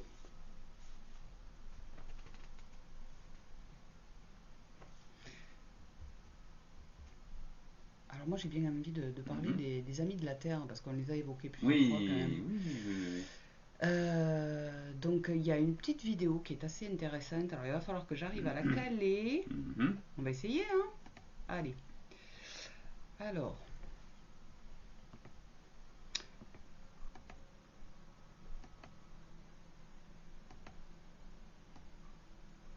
Hop. Je vous laisse écouter. Clairement non. Non, parce que le simple terme, la notion de croissance par exemple. Moi j'ai du mal à concevoir comment est-ce qu'on peut avoir une croissance comme ça à l'infini. C'est juste pas possible. Enfin, au bout d'un moment, ça peut, clairement, il y a un problème, ça peut pas aller plus haut. Donc la croissance linéaire comme ça, c'est une catastrophe. C'est juste on va droit dans le mur et on va très vite. C'est tellement scandaleux ce qui se passe que c'est pas difficile d'ouvrir les yeux aux gens. Il faut juste leur montrer ce qui se passe. Et des choses, voilà, aussi aberrantes que ça, la liste des sponsors de la COP. Non, parce que quand on sait ce que ces entreprises-là font à côté, n'importe qui est capable de voir que c'est complètement aberrant et que c'est une blague. Et le problème, c'est que n'importe quelle entreprise, une entreprise de voitures par exemple, son but c'est quoi? C'est de vendre des voitures. Donc c'est pas du tout dans son intérêt de fabriquer des voitures qui sont durables et que les gens vont garder et qui vont pas polluer l'atmosphère. Les entreprises sont très très douées et très malines pour communiquer sur ce qu'elles font de bien et ne pas communiquer sur ce dont elles sont moins fières. Et il suffit juste de lever le voile sur ça et d'en parler et de dire regardez, il se passe ça aussi et les gens sont pas idiots et il suffit de juste leur montrer et ils vont réagir d'eux-mêmes. Moi, je suis dans les manifestations depuis que je suis bébé sur les épaules de mon père. Voilà. Personnellement, c'est quelque chose que j'ai toujours fait, j'ai toujours été impliquée, pas forcément au mouvement écologiste, mais j'ai toujours été engagée politiquement. Donc c'est quelque chose qui me travaille. Je me rends compte au fil du temps que j'ai des amis qui ça n'intéresse absolument pas avant et qui maintenant sont beaucoup plus engagés et ils me demandent ce qui se passe et la prochaine fois qu'il y a une action tu me préviens, je viens et c'est comme ça qu'on réussit à faire changer les mentalités mais pour ça il faut communiquer, il faut faire des choses. J'étais à une journée, un colloque à l'ULB sur la décroissance avec pas mal de personnes de renom dans ce mouvement-là, dont Serge Latouche, je pense qu'il était là. Et ça a été vraiment pour moi un élément déclencheur, une sorte de révélation en tout cas de me dire waouh, il y a un mouvement qui pense à tout ça, qui fait des liens entre toutes ces problématiques, entre toutes ces alternatives, qui est lié à d'autres valeurs aussi que je défends. Et donc ça m'a vraiment parlé, je me suis dit mais il faut creuser quoi. Et donc pour moi c'est comme ça que ça a commencé.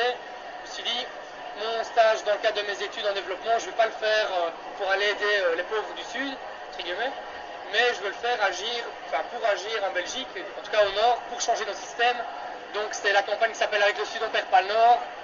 On a voulu justement axer beaucoup plus nos actions et nos sensibilisations en lien avec le Sud et changer les rapports qu'on a d'habitude, changer le rapport d'aide, de développement et justement voir qu'est-ce qu'on peut retirer et comment est-ce qu'on peut s'inspirer de ces mouvements populaires en Amérique latine, en Afrique, en Asie, dans le sud de l'Europe, finalement partout ailleurs, mais s'ouvrir l'esprit. Et ce que je voudrais dire, c'est qu'on est des milliers, des centaines de milliers, des millions en tout cas à remettre le système en question, que ça soit lié à l'environnement ou des questions sociales ou autres. Je pense que voilà, tous ces liens se créent et se confirment de plus en plus.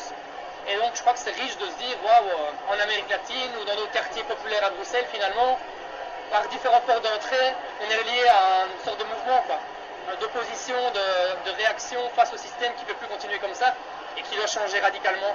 Donc j'aurais envie de dire, c'est beau de se sentir faire partie de ce réseau mondial et malgré tout profiter des technologies qu'on a actuellement par Internet et ZinTV, voilà, de ce partage de vidéos. Je pense que ça crée ce mouvement, ce réseau international, ce sentiment, tout en appuyant les actions locales, même très petites ou plus grandes, mais en tout cas mettre ça en lien par Internet, par les vidéos, tout ça. Alors c'est assez intéressant, je trouvais. Cette vidéo date de 2015, c'est de la branche de Belgique des Amis de la Terre qui était présent à la COP21 à Paris. Et là, on est directement dans l'idéologie du Club de Rome. Mais alors directement.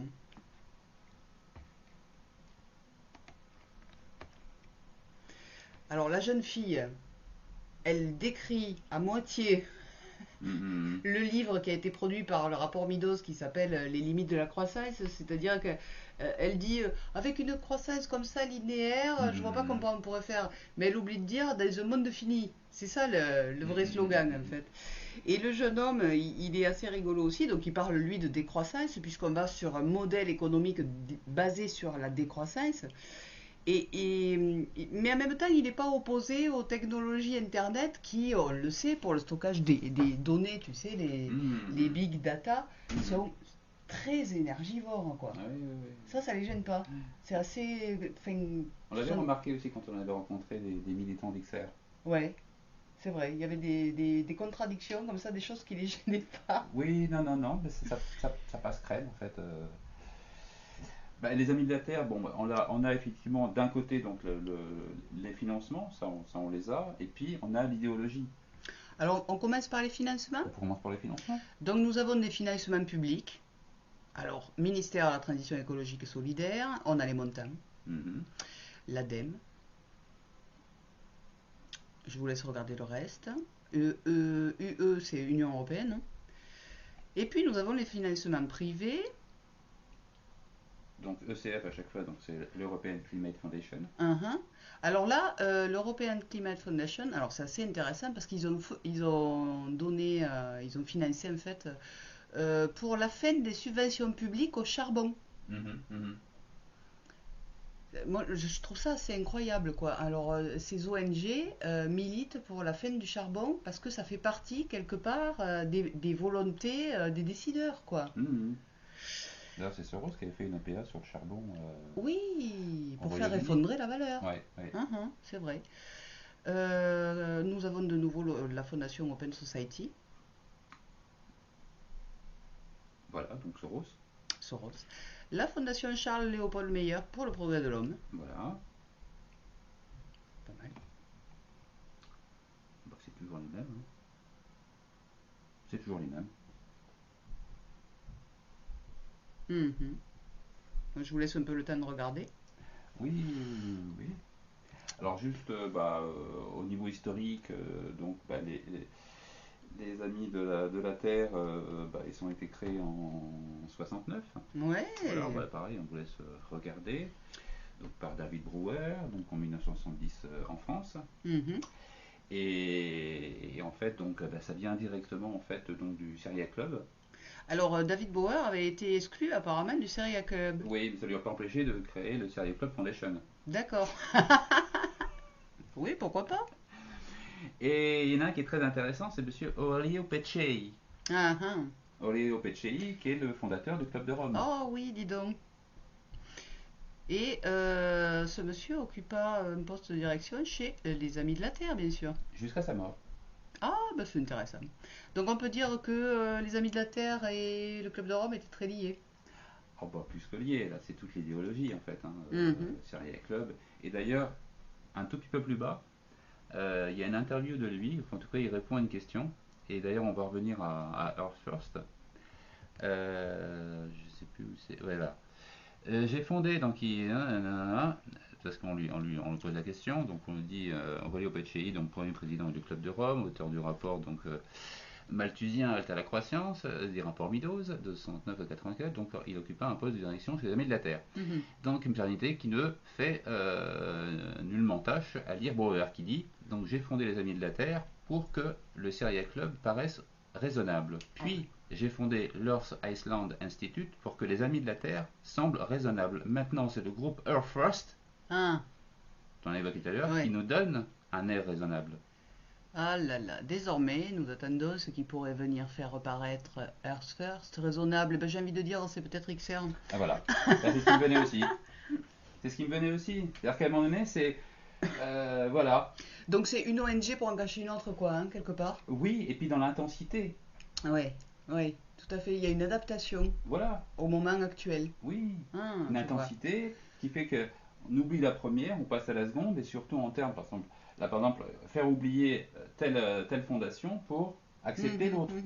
Cela dit, les ONG, ces ONG, ces créations en cascade véhiculent toujours la même idéologie. Oui. Et ça monte en intensité. Quand on regarde un petit peu ce que fait actuellement les Amis de la Terre, ça paraît très gentil, très mignon par rapport à ce que font XR. C'est vrai. On va le voir notamment dans une vidéo, là, très prochainement, pour montrer qu'effectivement, c'est le terme qui me vient, c'est morbide. Ah bah je vous laisse regarder ça. Je crois qu'on avait terminé. Ah oui.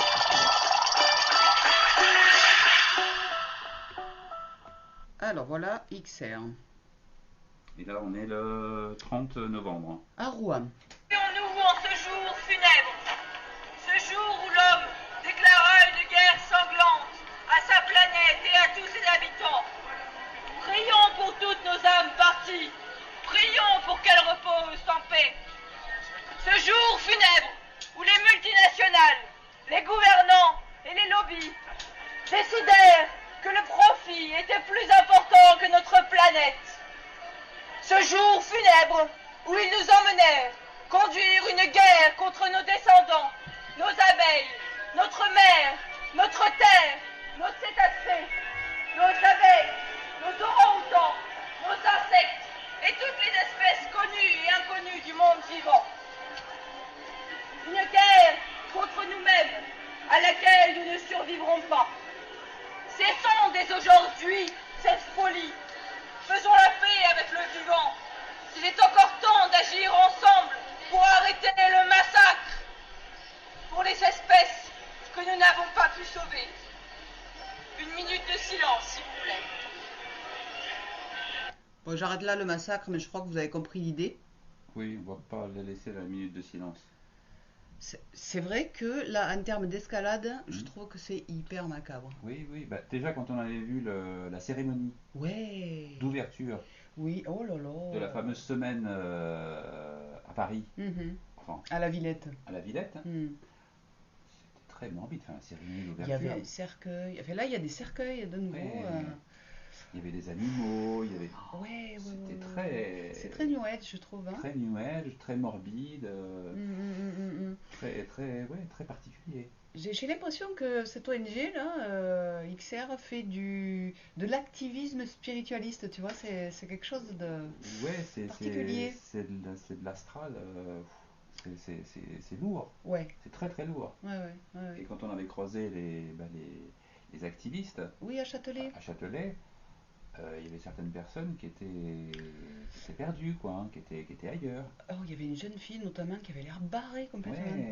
Ouais. Et quand pour ceux qui s'intéressent à XR, on fait un gros dossier sur XR, que sur XR, où on voit Gail Bradbrook qui prône l'utilisation de drogue.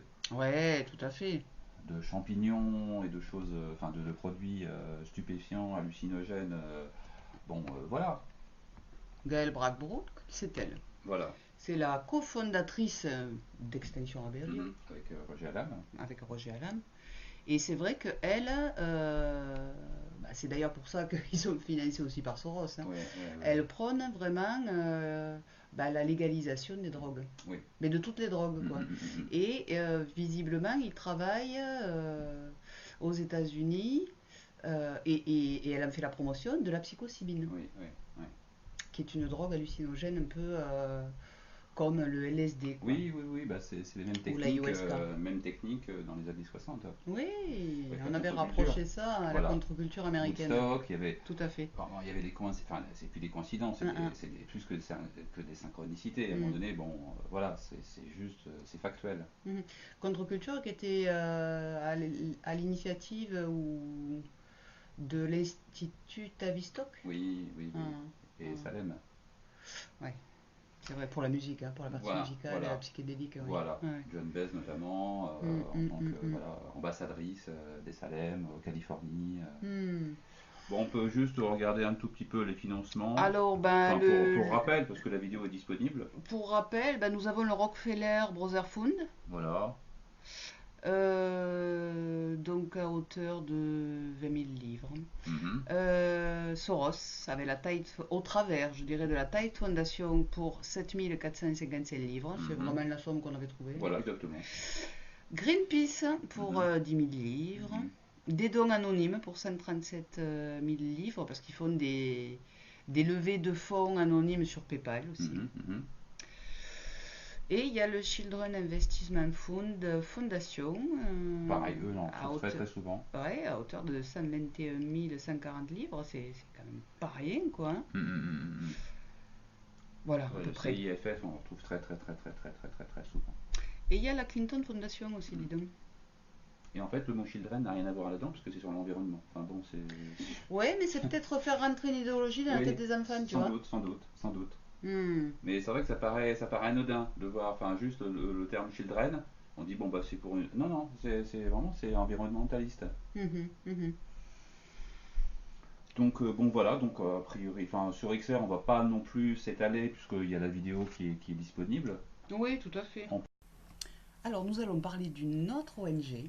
Oui, bah la dernière en fait. La dernière, qui était présente sur la petite vignette du départ. Absolument. Qui s'appelle Youth for Climate. Youth for Climate. Donc c'est une ONG qui est assez récente et nous allons vous montrer une vidéo dans laquelle des activistes de Youth for Climate rejoignent les activistes d'XR à Laval pour une action sur la journée du 29 novembre 2019. Donc toujours pareil, le Black Friday. Le Black Friday. Friday. Oh. Il y a le Black Friday. Le Black Friday. Le Black Friday. Le Black Friday. Allez. Bloquons de Friday. Je balance la vidéo.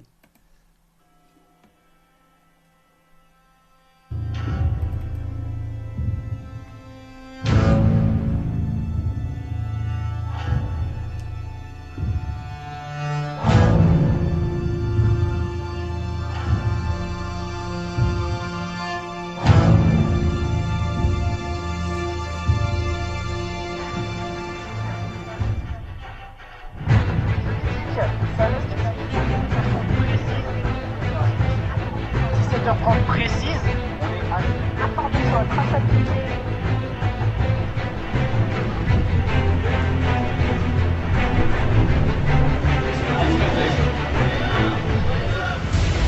et 1, et 2, et 3.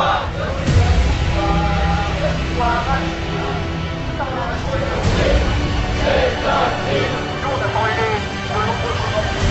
1 et 2, sans réfléchir.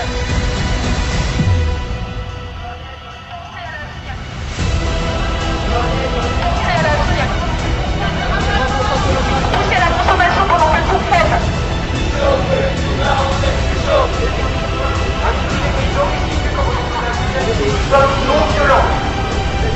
Plus chaud, plus chaud, plus chaud, le climat, on est plus chaud.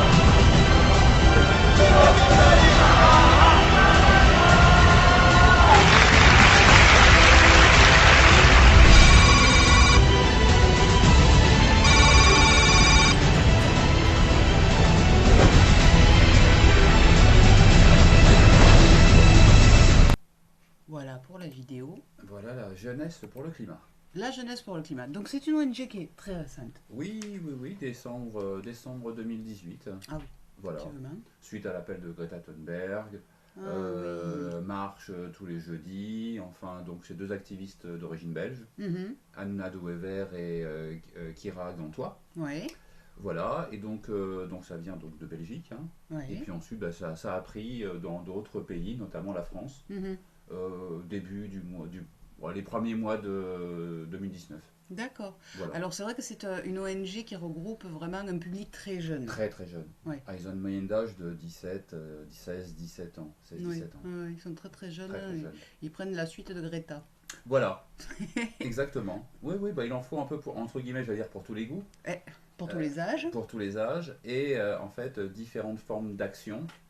Voilà, donc ceux qui ont cette moyenne d'âge peuvent se retrouver. Donc c'est pas violent, ce sont des D'ailleurs marches. ils le disent, on est non violent. Voilà. Donc il y avait les marches le vendredi, là c'est les marches le jeudi. Enfin maintenant il va y avoir des marches tous les jours en fait.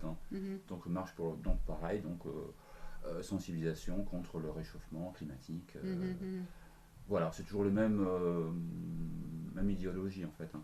Et donc ces activistes-là de Youth for Climate, on les retrouve. Oui. À Copenhague. À Copenhague. Absolument, à Copenhague. Enfin, en tout cas, là, donc, c'est trois jeunes activistes qu'on va retrouver. Donc, une donc, qui est danoise, une qui est américaine, et la dernière, je crois qu'elle est gabonaise, je crois. Exact. Voilà. Et donc, elles se retrouvent donc, dans un lieu, et en tout cas pour un sommet. Pour un sommet. Un sommet. Le sommet du C40. Du C40, donc là, c'est le regroupement des maires, en fait. Puisque le C40, donc, c'est c'est le jeu de mots, hein, je crois. Ouais, c'est 40 cities. Voilà. C'était ça. Et sinon, bah, c'est le Cities Climate Leadership Group. D'accord. Voilà, qui a été créé en 2005. Ouais. Et là, en fait, en l'occurrence, donc là, donc ces trois jeunes ont été invités donc, pour le sommet, donc, qui avait lieu du 9 au 12 octobre.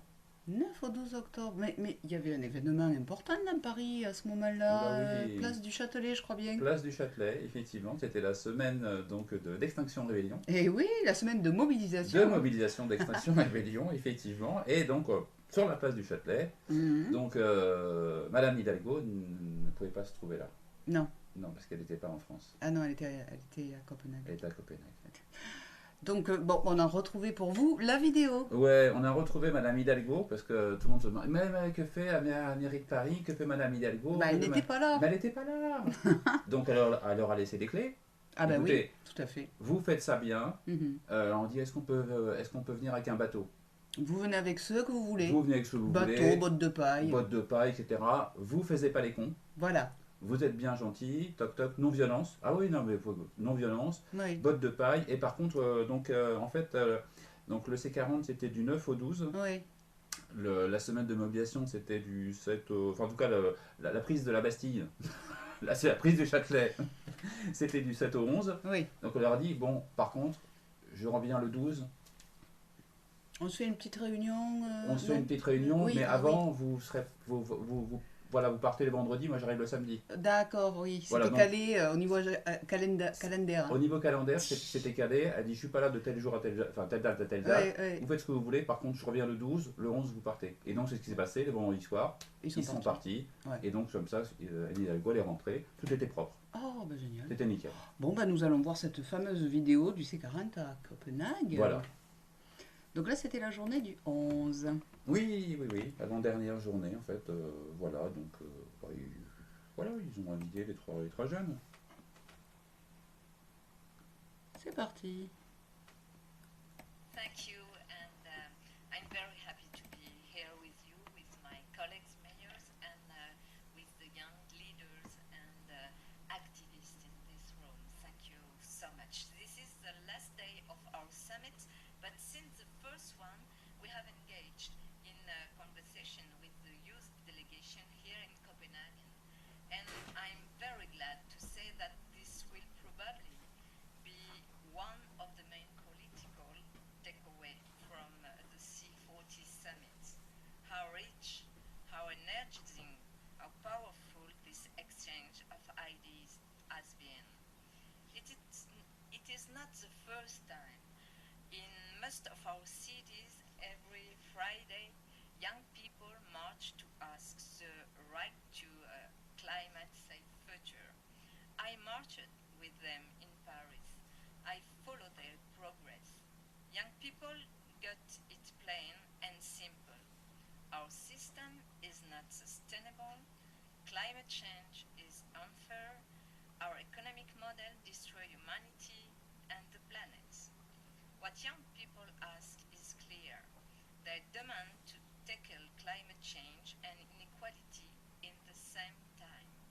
Because inequality is not less of an emergency. We won't be able to solve one problem if we were not addressing the other. Mobilization does not weaken. On the contrary, it is growing. It is our responsibility to take action to create the conditions for collective change. For sure, I won't be an easy task.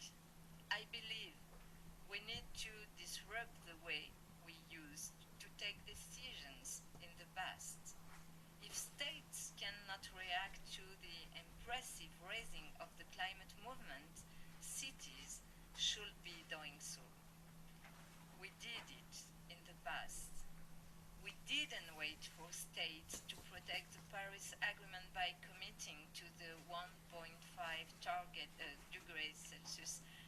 yet with the C40 Deadline 2020 program. When the US President decided to leave the Paris Agreement together with Michael Bloomberg, Eric Garcetti, and American mayors, we said together, and the American mayors said, we're still in. All of you here are speaking the truth, and please do not ever doubt the power of the truth. When I return to Paris, I will meet once again with a representative of the students' movement to continue this dialogue. Many of you are strongly engaged young women, and as you know, I launched the Women for Climate initiative in this network, in the C40 network. We support climate heroines working on concrete action on waste reduction, sustainable fashion, urban farming or energy. I will be happy to enlarge the Women for Climate platform.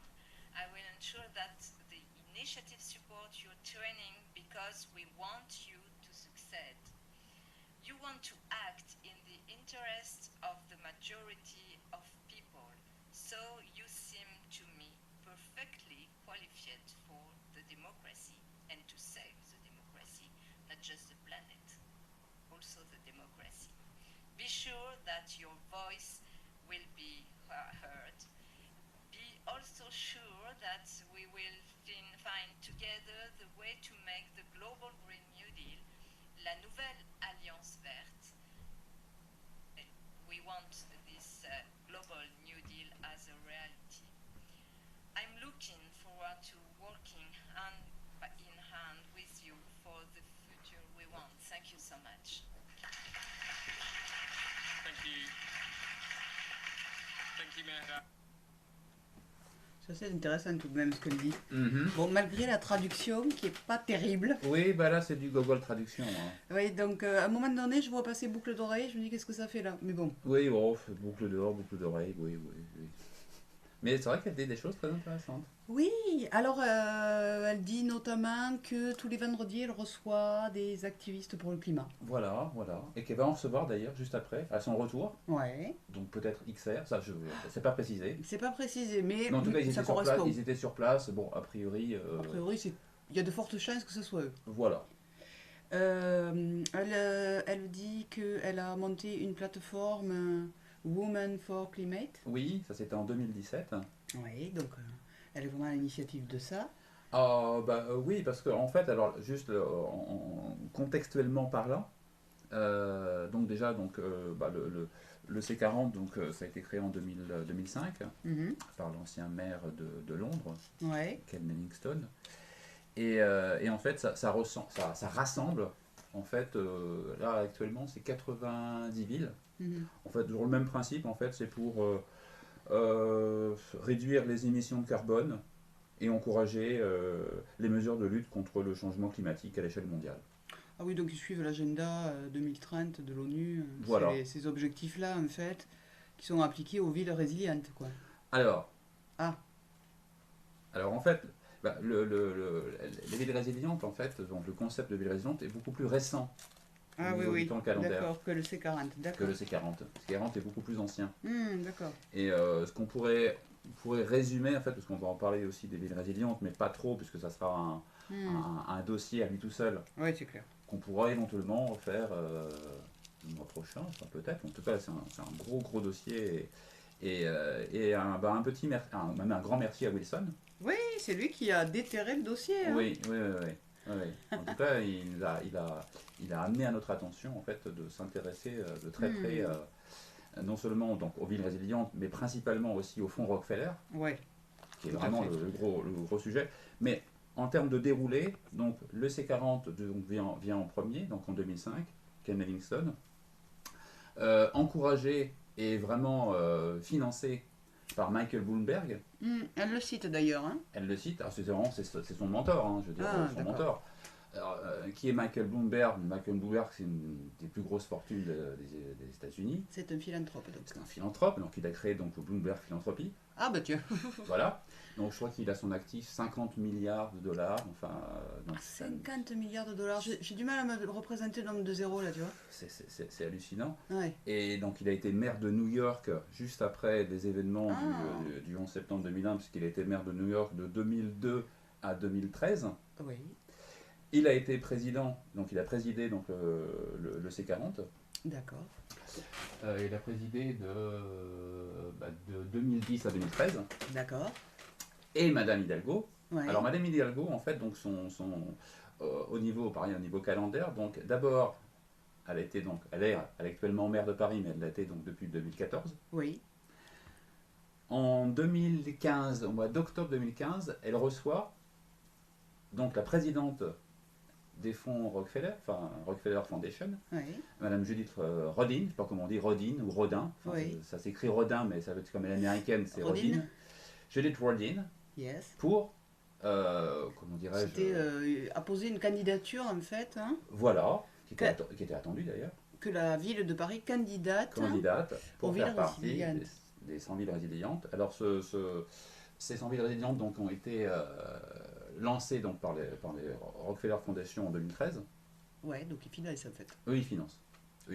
Oh. Et donc, Madame Hidalgo, donc, en octobre 2015, donc, en tant que maire de Paris, donc, elle a candidaté, etc. Ouais. Qui a été donc approuvée 2 ans plus tard. Donc en 2017. En 2017, à peu près les mêmes périodes, octobre 2017, donc c'est bon. Paris est rentré dans le concept donc, de ville résiliente. Voilà. Tout va bien. Voilà. Et donc en 2017, Madame Hidalgo, en fait, elle a été élue aussi en tant que présidente donc, du C40. Ouais. Ça, de 2016 à 2019. Alors ça, je trouve ça intéressant quand même. Hein. Voilà.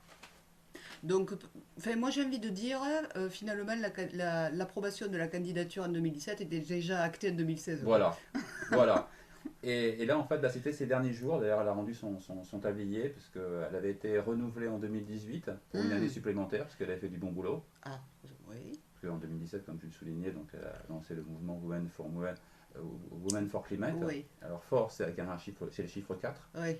Women for Climate. Ils aiment bien les chiffres et les jeux de mots. Hein. Voilà, qui, en fait, le concept, c'est élire les 11 femmes qui ont le plus lutté pour sensibiliser le climat. Et trouver des initiatives, voilà. Être créative pour lutter contre le changement climatique. Voilà. Je crois que c'était ça le concept. Hein. Ouais. Donc là, ils ont fait leur deuxième réunion. Oui, d'accord. Troisième réunion, je ne sais plus, enfin là en février dernier. Et donc ensuite pour le C40, en fait, la fondation Rockefeller n'a pas investi au départ. D'accord. C'est très récent. D'accord. Au début, c'était que Bloomberg Philanthropy et le CIFF. On le retrouve souvent celui-là. Oh, très souvent. Le Children Investment Fund Foundation. Oui. Donc, on a de plus en plus où on commence à voir que le CIFF, on a vu que c'est lié à Soros, quoi, en fait. Oui. Voilà. Donc, c'était eux les deux principaux financeurs. C40. La Banque mondiale aussi. La Banque mondiale aussi. Voilà. Et donc en fait ils sont intervenus en fait donc la Rockefeller Foundation que depuis septembre 2018. Ah oui, c'est très récent, dis donc. Voilà. Ah oui. Et ils ont investi, je crois, pas loin de alors en tout, entre les fonds Bloomberg. Oh là là. Entre les fonds Bloomberg Philanthropy, entre la Rockefeller Brothers, donc ils rejoignent en fait une coalition de 29 philanthropies qui financent le C40. Qui financent le C40 et s'engagent à verser 4 milliards de dollars pour lutter contre le changement climatique. Que dans le C40. Que dans le C40. Le C40, tu me disais, étant la partie vraiment business. Oui, disons qu'il y a deux parties en fait. Il y a la partie business investissement voilà. Et la partie mise en pratique. Ok, mise en pratique, c'est plus les villes résilientes, quoi, finalement. Voilà. Ok. Avec, comme tu le soulignais, donc l'agenda 2030. Alors c'est vrai que ça rejoint ce que disait Anne Hidalgo, tout ce qu'on vient de dire, puisque à un moment donné, elle parle du Global Green New Deal. Voilà, bon, bah là, ouais, c'est ouais. ça, hein, je veux dire, on y est en plein, elle ne cite pas tous les intervenants, elle cite Bloomberg quand même, Ouais. mais c'est carrément ça, quoi. Absolument. Tous ensemble derrière le climat. Oui. Donc là, inviter ces jeunes, bah, effectivement, voilà, donc déjà ça leur donne une tribune, et puis en même temps ça les encourage, et puis voilà, ils sont... D'ailleurs, on peut peut-être jeter un petit coup d'œil sur les fameuses 29 philanthropies. Ah oui. Enfin, 29 philanthropies en date du 17 septembre 2018. Donc il y en a qui se sont rajoutés. Oui, d'accord. Donc les philanthropies qui financent le C40. Voilà. Et donc ils se sont engagés à verser 4 milliards de dollars sur 5 ans. Oh, ce qui est pas mal hein, quand même. Donc on va jeter un œil. Donc déjà en premier, on voit donc Bloomberg Philanthropie et le CIFF. Oui, celui dont tu parlais. Voilà, qui revient très très souvent. Et donc c'était les deux premiers en fait. Et le Real Dania, en fait, c'est une philanthropie d'origine danoise. Là, ça se passe à Copenhague. Ah oui, exact. Qui soutient 3675 projets, avec au total 18,7 billions. Oui. Oh là là. Voilà, donc ça c'était donc voilà, ça c'est tout. Alors il me semble que le CIFF c'est plus en relation avec les pays du Sud en fait. Oui. Et comme on le disait donc. Nairobi, New Delhi, Éthiopie. Oui, on avait regardé leur compte d'ailleurs au CIFF et beaucoup au niveau des pays d'Afrique. Voilà, Inde. Oui. Alors, du tiers-monde. Là, nous arrivons dans les arcanes majeurs. Oui, attention, ça va y aller en progressif. Hein. Alors, à RUP, on l'avait déjà vu, mais alors je me souviens plus trop bien. Très souvent, et notamment au niveau du projet C40 et des 100 villes résilientes. Ouais. Alors, gouvernement anglais. Gouvernement anglais, dis donc. Boum. Alors, voyez où est-ce qu'il y a marqué, s'il y a quelque chose qui apparaît. Oui, le C40 est supporté par le gouvernement anglais par le biais du financement du département. Alors, je ne sais pas trop ce que ça veut dire, je ne comprends pas bien l'anglais, mais fort business quand même. Énergie et industrielle stratégie. Ok, donc eux, ils soutiennent cet axe-là, quoi.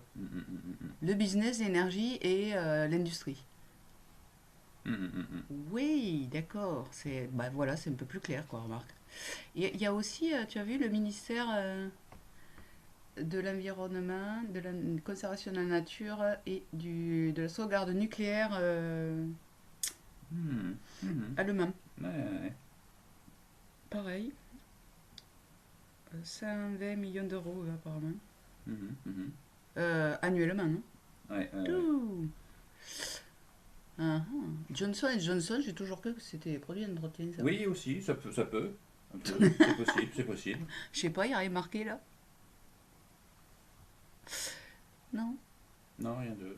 Bon, OAC Fondation, ça on voit très très souvent. Oui, celle-ci. On voit très très souvent. Ensuite, ministère des Affaires étrangères du Danemark. Voilà, bon, en même temps, ça se déroulait chez eux, c'est peut-être pour ça. Oui. Les relations de causalité. Voilà.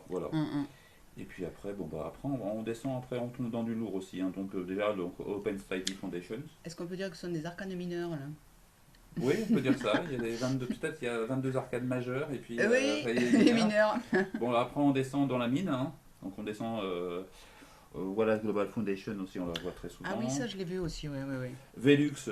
Alors Velux, moi je croyais que c'était Vasistas. Bien sûr. Vasistas. Bien sûr. Vasistas, bien sûr. Il y a aussi une fondation Velux. Ouais. D'accord. Ils ont toujours une petite fenêtre, une petite lucarne. Voilà. De sortie. Velux. Hop, ça sort, Velux. Climate Change Collaboration. Rockefeller Brothers Foundation. Ah. Voilà. Voilà, ils y sont. Cities Alliance. Après, Climate. Climate, ouais. Européen. Joli drapeau européen. Oui, exact. Climate Works, HIT, bon, pourquoi pas, AXA aussi, European Climate Foundation. Regarde la Ford Foundation. Oh, L'Oréal. Ford Foundation, on a dit que c'était proche de la CIA. On l'a dit, oui, il y a des bruits qui courent. Ah là là. Il y a des bruits qui courent, bon... La Fondation L'Oréal. Oui, L'Oréal. Oui. Bah, ça rejoint un peu dans une des vidéos par rapport au brushing. Ah, parce que je le vois bien. Non, le brushing. Ah, le brushing. Le brushing. Oui, donc tu vois, donc tout se tient. Le green brushing. Voilà, tout se tient. Tout se tient, toi, L'Oréal, tout se tient. Mastercard, mais Mastercard, j'ai envie de dire, ils ont tout intérêt à soutenir le changement, Bien sûr. La transition climatique, parce que comme c'est la régénération du capital, et que Mastercard fait quand même bien partie du capital à l'heure actuelle, parce c'est eux qui gèrent, je crois, la totalité des... Enfin, pas la totalité, mais une grosse partie des transactions bancaires, en fait, au niveau des cartes. Il y a Visa, Mastercard. Voilà, c'est les deux qui se tirent la bourre. Il y a American Express, l'Amex. Mais Mastercard, je crois... Ah oui. Hein, ils sont bien positionnés. Ils sont bien positionnés, donc ils ont tout intérêt à favoriser ce changement pour ne pas perdre leur bille, quoi, finalement, tu vois. Donc là, il y a Michelin, parce que ce ne sont pas des dégonflés. Non, Bibendum est toujours là. Voilà, Bibendum est toujours là. Todex, c'est des peu après, ça je ne connais pas. Oui, là on n'a pas trop cherché sur après, ce... bon, bah, si ça vous... Pas si ça vous amuse. Ah mais... Ah oui, sans vie résiliente. Ils sont là. Ah, ils sont là. Ils sont là, les gens de Donc en fait, c'est ce que tu citais tout à l'heure. Il y a la partie business, le C40, et puis la partie mise en pratique. Et bon, on la retrouve là effectivement dans les... comment ils appellent ça? Dans les City Network partenaires. Donc c'est le réseau des villes partenaires. Effectivement. Et alors dans les partenaires tout court, on a la Clinton Foundation. Oui. The World Bank. Oui, la Banque mondiale. La Banque mondiale. Eh oui. Ah, la Banque mondiale. Mais enfin, si c'est pas clair, ça, qu'à un moment donné, c'est le capital qui se régénère et que la finance se régénère, quoi. Ouais. Et puis là, ils sont bien partis. Hein. Ah bah ouais. Avec tous les financements depuis l'année dernière, enfin depuis 2018, là 2019 aussi. Ben, de toute façon, ils se sont engagés sur 4 ans. Donc, tu vois, la dernière fois, tu disais quelque chose de très juste, que le changement de climatique, c'était, on pouvait dire que c'était une transition de climat, mais de quel climat était-il question? Est-ce que c'est vraiment le climat de la Terre, ou est-ce que c'est le climat économique et financier ambiant? Tu vois? Ça a bien résonné quand tu as dit ça, en fait. Je me suis dit, mais oui, en fait, c'est sans doute ça qu'ils veulent changer. Oui, c'est sans doute pour ça qu'il y a un climat assez bizarre, assez délétère. Alors en fait, je me suis juste trompé en fait, donc par rapport à ce qu'ils se sont engagés, en reprenant un petit peu mes fiches, en fait, ils se sont engagés donc à verser 4 milliards sur 5 ans. Ouais. Donc depuis 2018. Ah d'accord. Voilà. Depuis 2018, ils le versent et pendant 5 voilà. ans. Donc en tout cas, les fonds donc Bloomberg Philanthropy et Rockefeller Brothers. Mais ça nous amène jusqu'à 2023, ça. Ouais. Ouh là là. 2023, ça me paraît être une date assez... Et il y a un nouveau rapport du GIEC qui sort en 2020, enfin l'année prochaine. Et juste, petite anecdote, en passant, notre ami Bloomberg, Michael de son prénom, se présente aux élections présidentielles américaines l'année prochaine. Ça, c'est intéressant. Alors, il avait dit au début non, et puis finalement, il est revenu sur sa décision. Et chose très intéressante, c'est qu'il est soutenu par le président d'Amazon. Ça, c'est très très intéressant. Parce que là, ils nous font tout un tintouin avec Amazon à faire des blocages sur Amazon. Mais, enfin, je sais pas, moi j'ai vraiment l'impression que l'usine du futur, ça sera l'usine Amazon, quoi. Oui. Bah, ce qui est bien, c'est que c'est un peu comme des pare-feux, en fait. Ah. Alors, il y a quand même quelque chose. Et nous allions... peut-être pour certains l'oublier, mais non, nous ne l'oublions pas. Rappelle-toi, au début de la vidéo, nous avons parlé du TNI. Transnational Institute. Tout à fait, nous avons montré le rapport financier. Et nous avions trouvé la Guerilla Foundation. Oui, faisons partie, effectivement, des fondations qui soutiennent le TNI. Et nous avions dit, nous vous en reparlerons tout à l'heure. C'est vrai qu'on l'avait dit. On l'avait dit. On l'avait dit comme ça. On l'avait dit. Après, un peu plus loin, nous nous étions arrêtés sur Victor Vauquois et pareil, nous avions dit, mais ne vous inquiétez pas, nous vous en reparlerons. Oui, c'est vrai qu'on avait fait un long arrêt sur image. Donc Victor Vauquois, Alternativa, enfin à ce moment-là, en 2015. Voilà, et donc en tout cas agissant, enfin en tout cas manifestant concernant la COP 21. Voilà, c'est tout ce qu'on peut dire. Voilà. En l'état. Parce que c'était une image d'archive. 2015, c'est une image d'archive. Alors, bah, finalement, on n'a pas oublié Non, là, pas du tout, c'est pas notre genre. Non. C'est pas notre genre. Mais par contre, on va vous proposer... Oui, disons qu'on l'a pas oublié, mais on va pas vous en parler. Voilà, mais on vous propose un petit jeu pour, pour les plus blagueurs. Oui, pour les plus blagueurs. Hein? Et pour les plus blagueurs, et puis en même temps, bah, ça fait aussi fonctionner le ciboulot. Ouais. Et puis c'est vrai que nous ne cautionnons pas la pensée feignasse.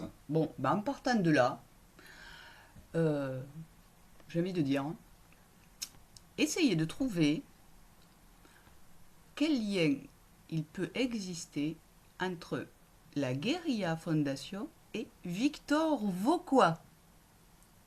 Victor Vauquois, V-A-U-Q-U-O-I-S. Bon, c'est pas compliqué. On vous a donné toutes les pistes. Oh bah, là, il semblerait qu'en revisionnant, parce qu'effectivement, bon, bah, il y a toujours la possibilité de revisionner la vidéo, de dire ah oui, tiens, effectivement, Victor Vauquois, ah tiens, absolument. Et puis après, de faire. Alors, bien évidemment, si vous êtes disposé et disponible. Bon, bah oui. Là, il y a les deux facteurs, disposé dans le sens ah bah tiens, j'aurais bien envie, mais par contre, j'ai pas beaucoup de temps. Donc là, vous n'êtes pas disponible. Ah oui, c'est ça. Donc il faut que les deux ingrédients, enfin que les deux fonctions soient établies. Et puis à partir de là, alors ce qu'on peut proposer, c'est de laisser effectivement le temps. Ah oui, quand même. Pour que ces deux conditions soient remplies. Il faut que vous ayez le temps de chercher un petit peu. Le temps de chercher, et la disponibilité et la disposition.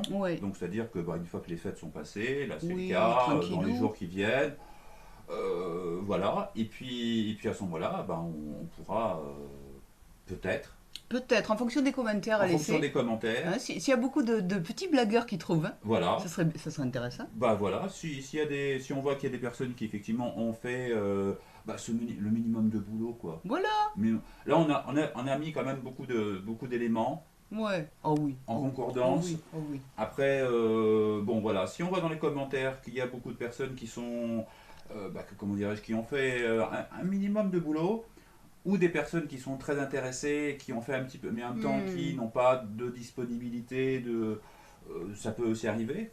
Bah effectivement, on verra le nombre de commentaires, et puis à la suite, on verra si on partage ou pas quelque chose. Si on partage quelque chose ou pas.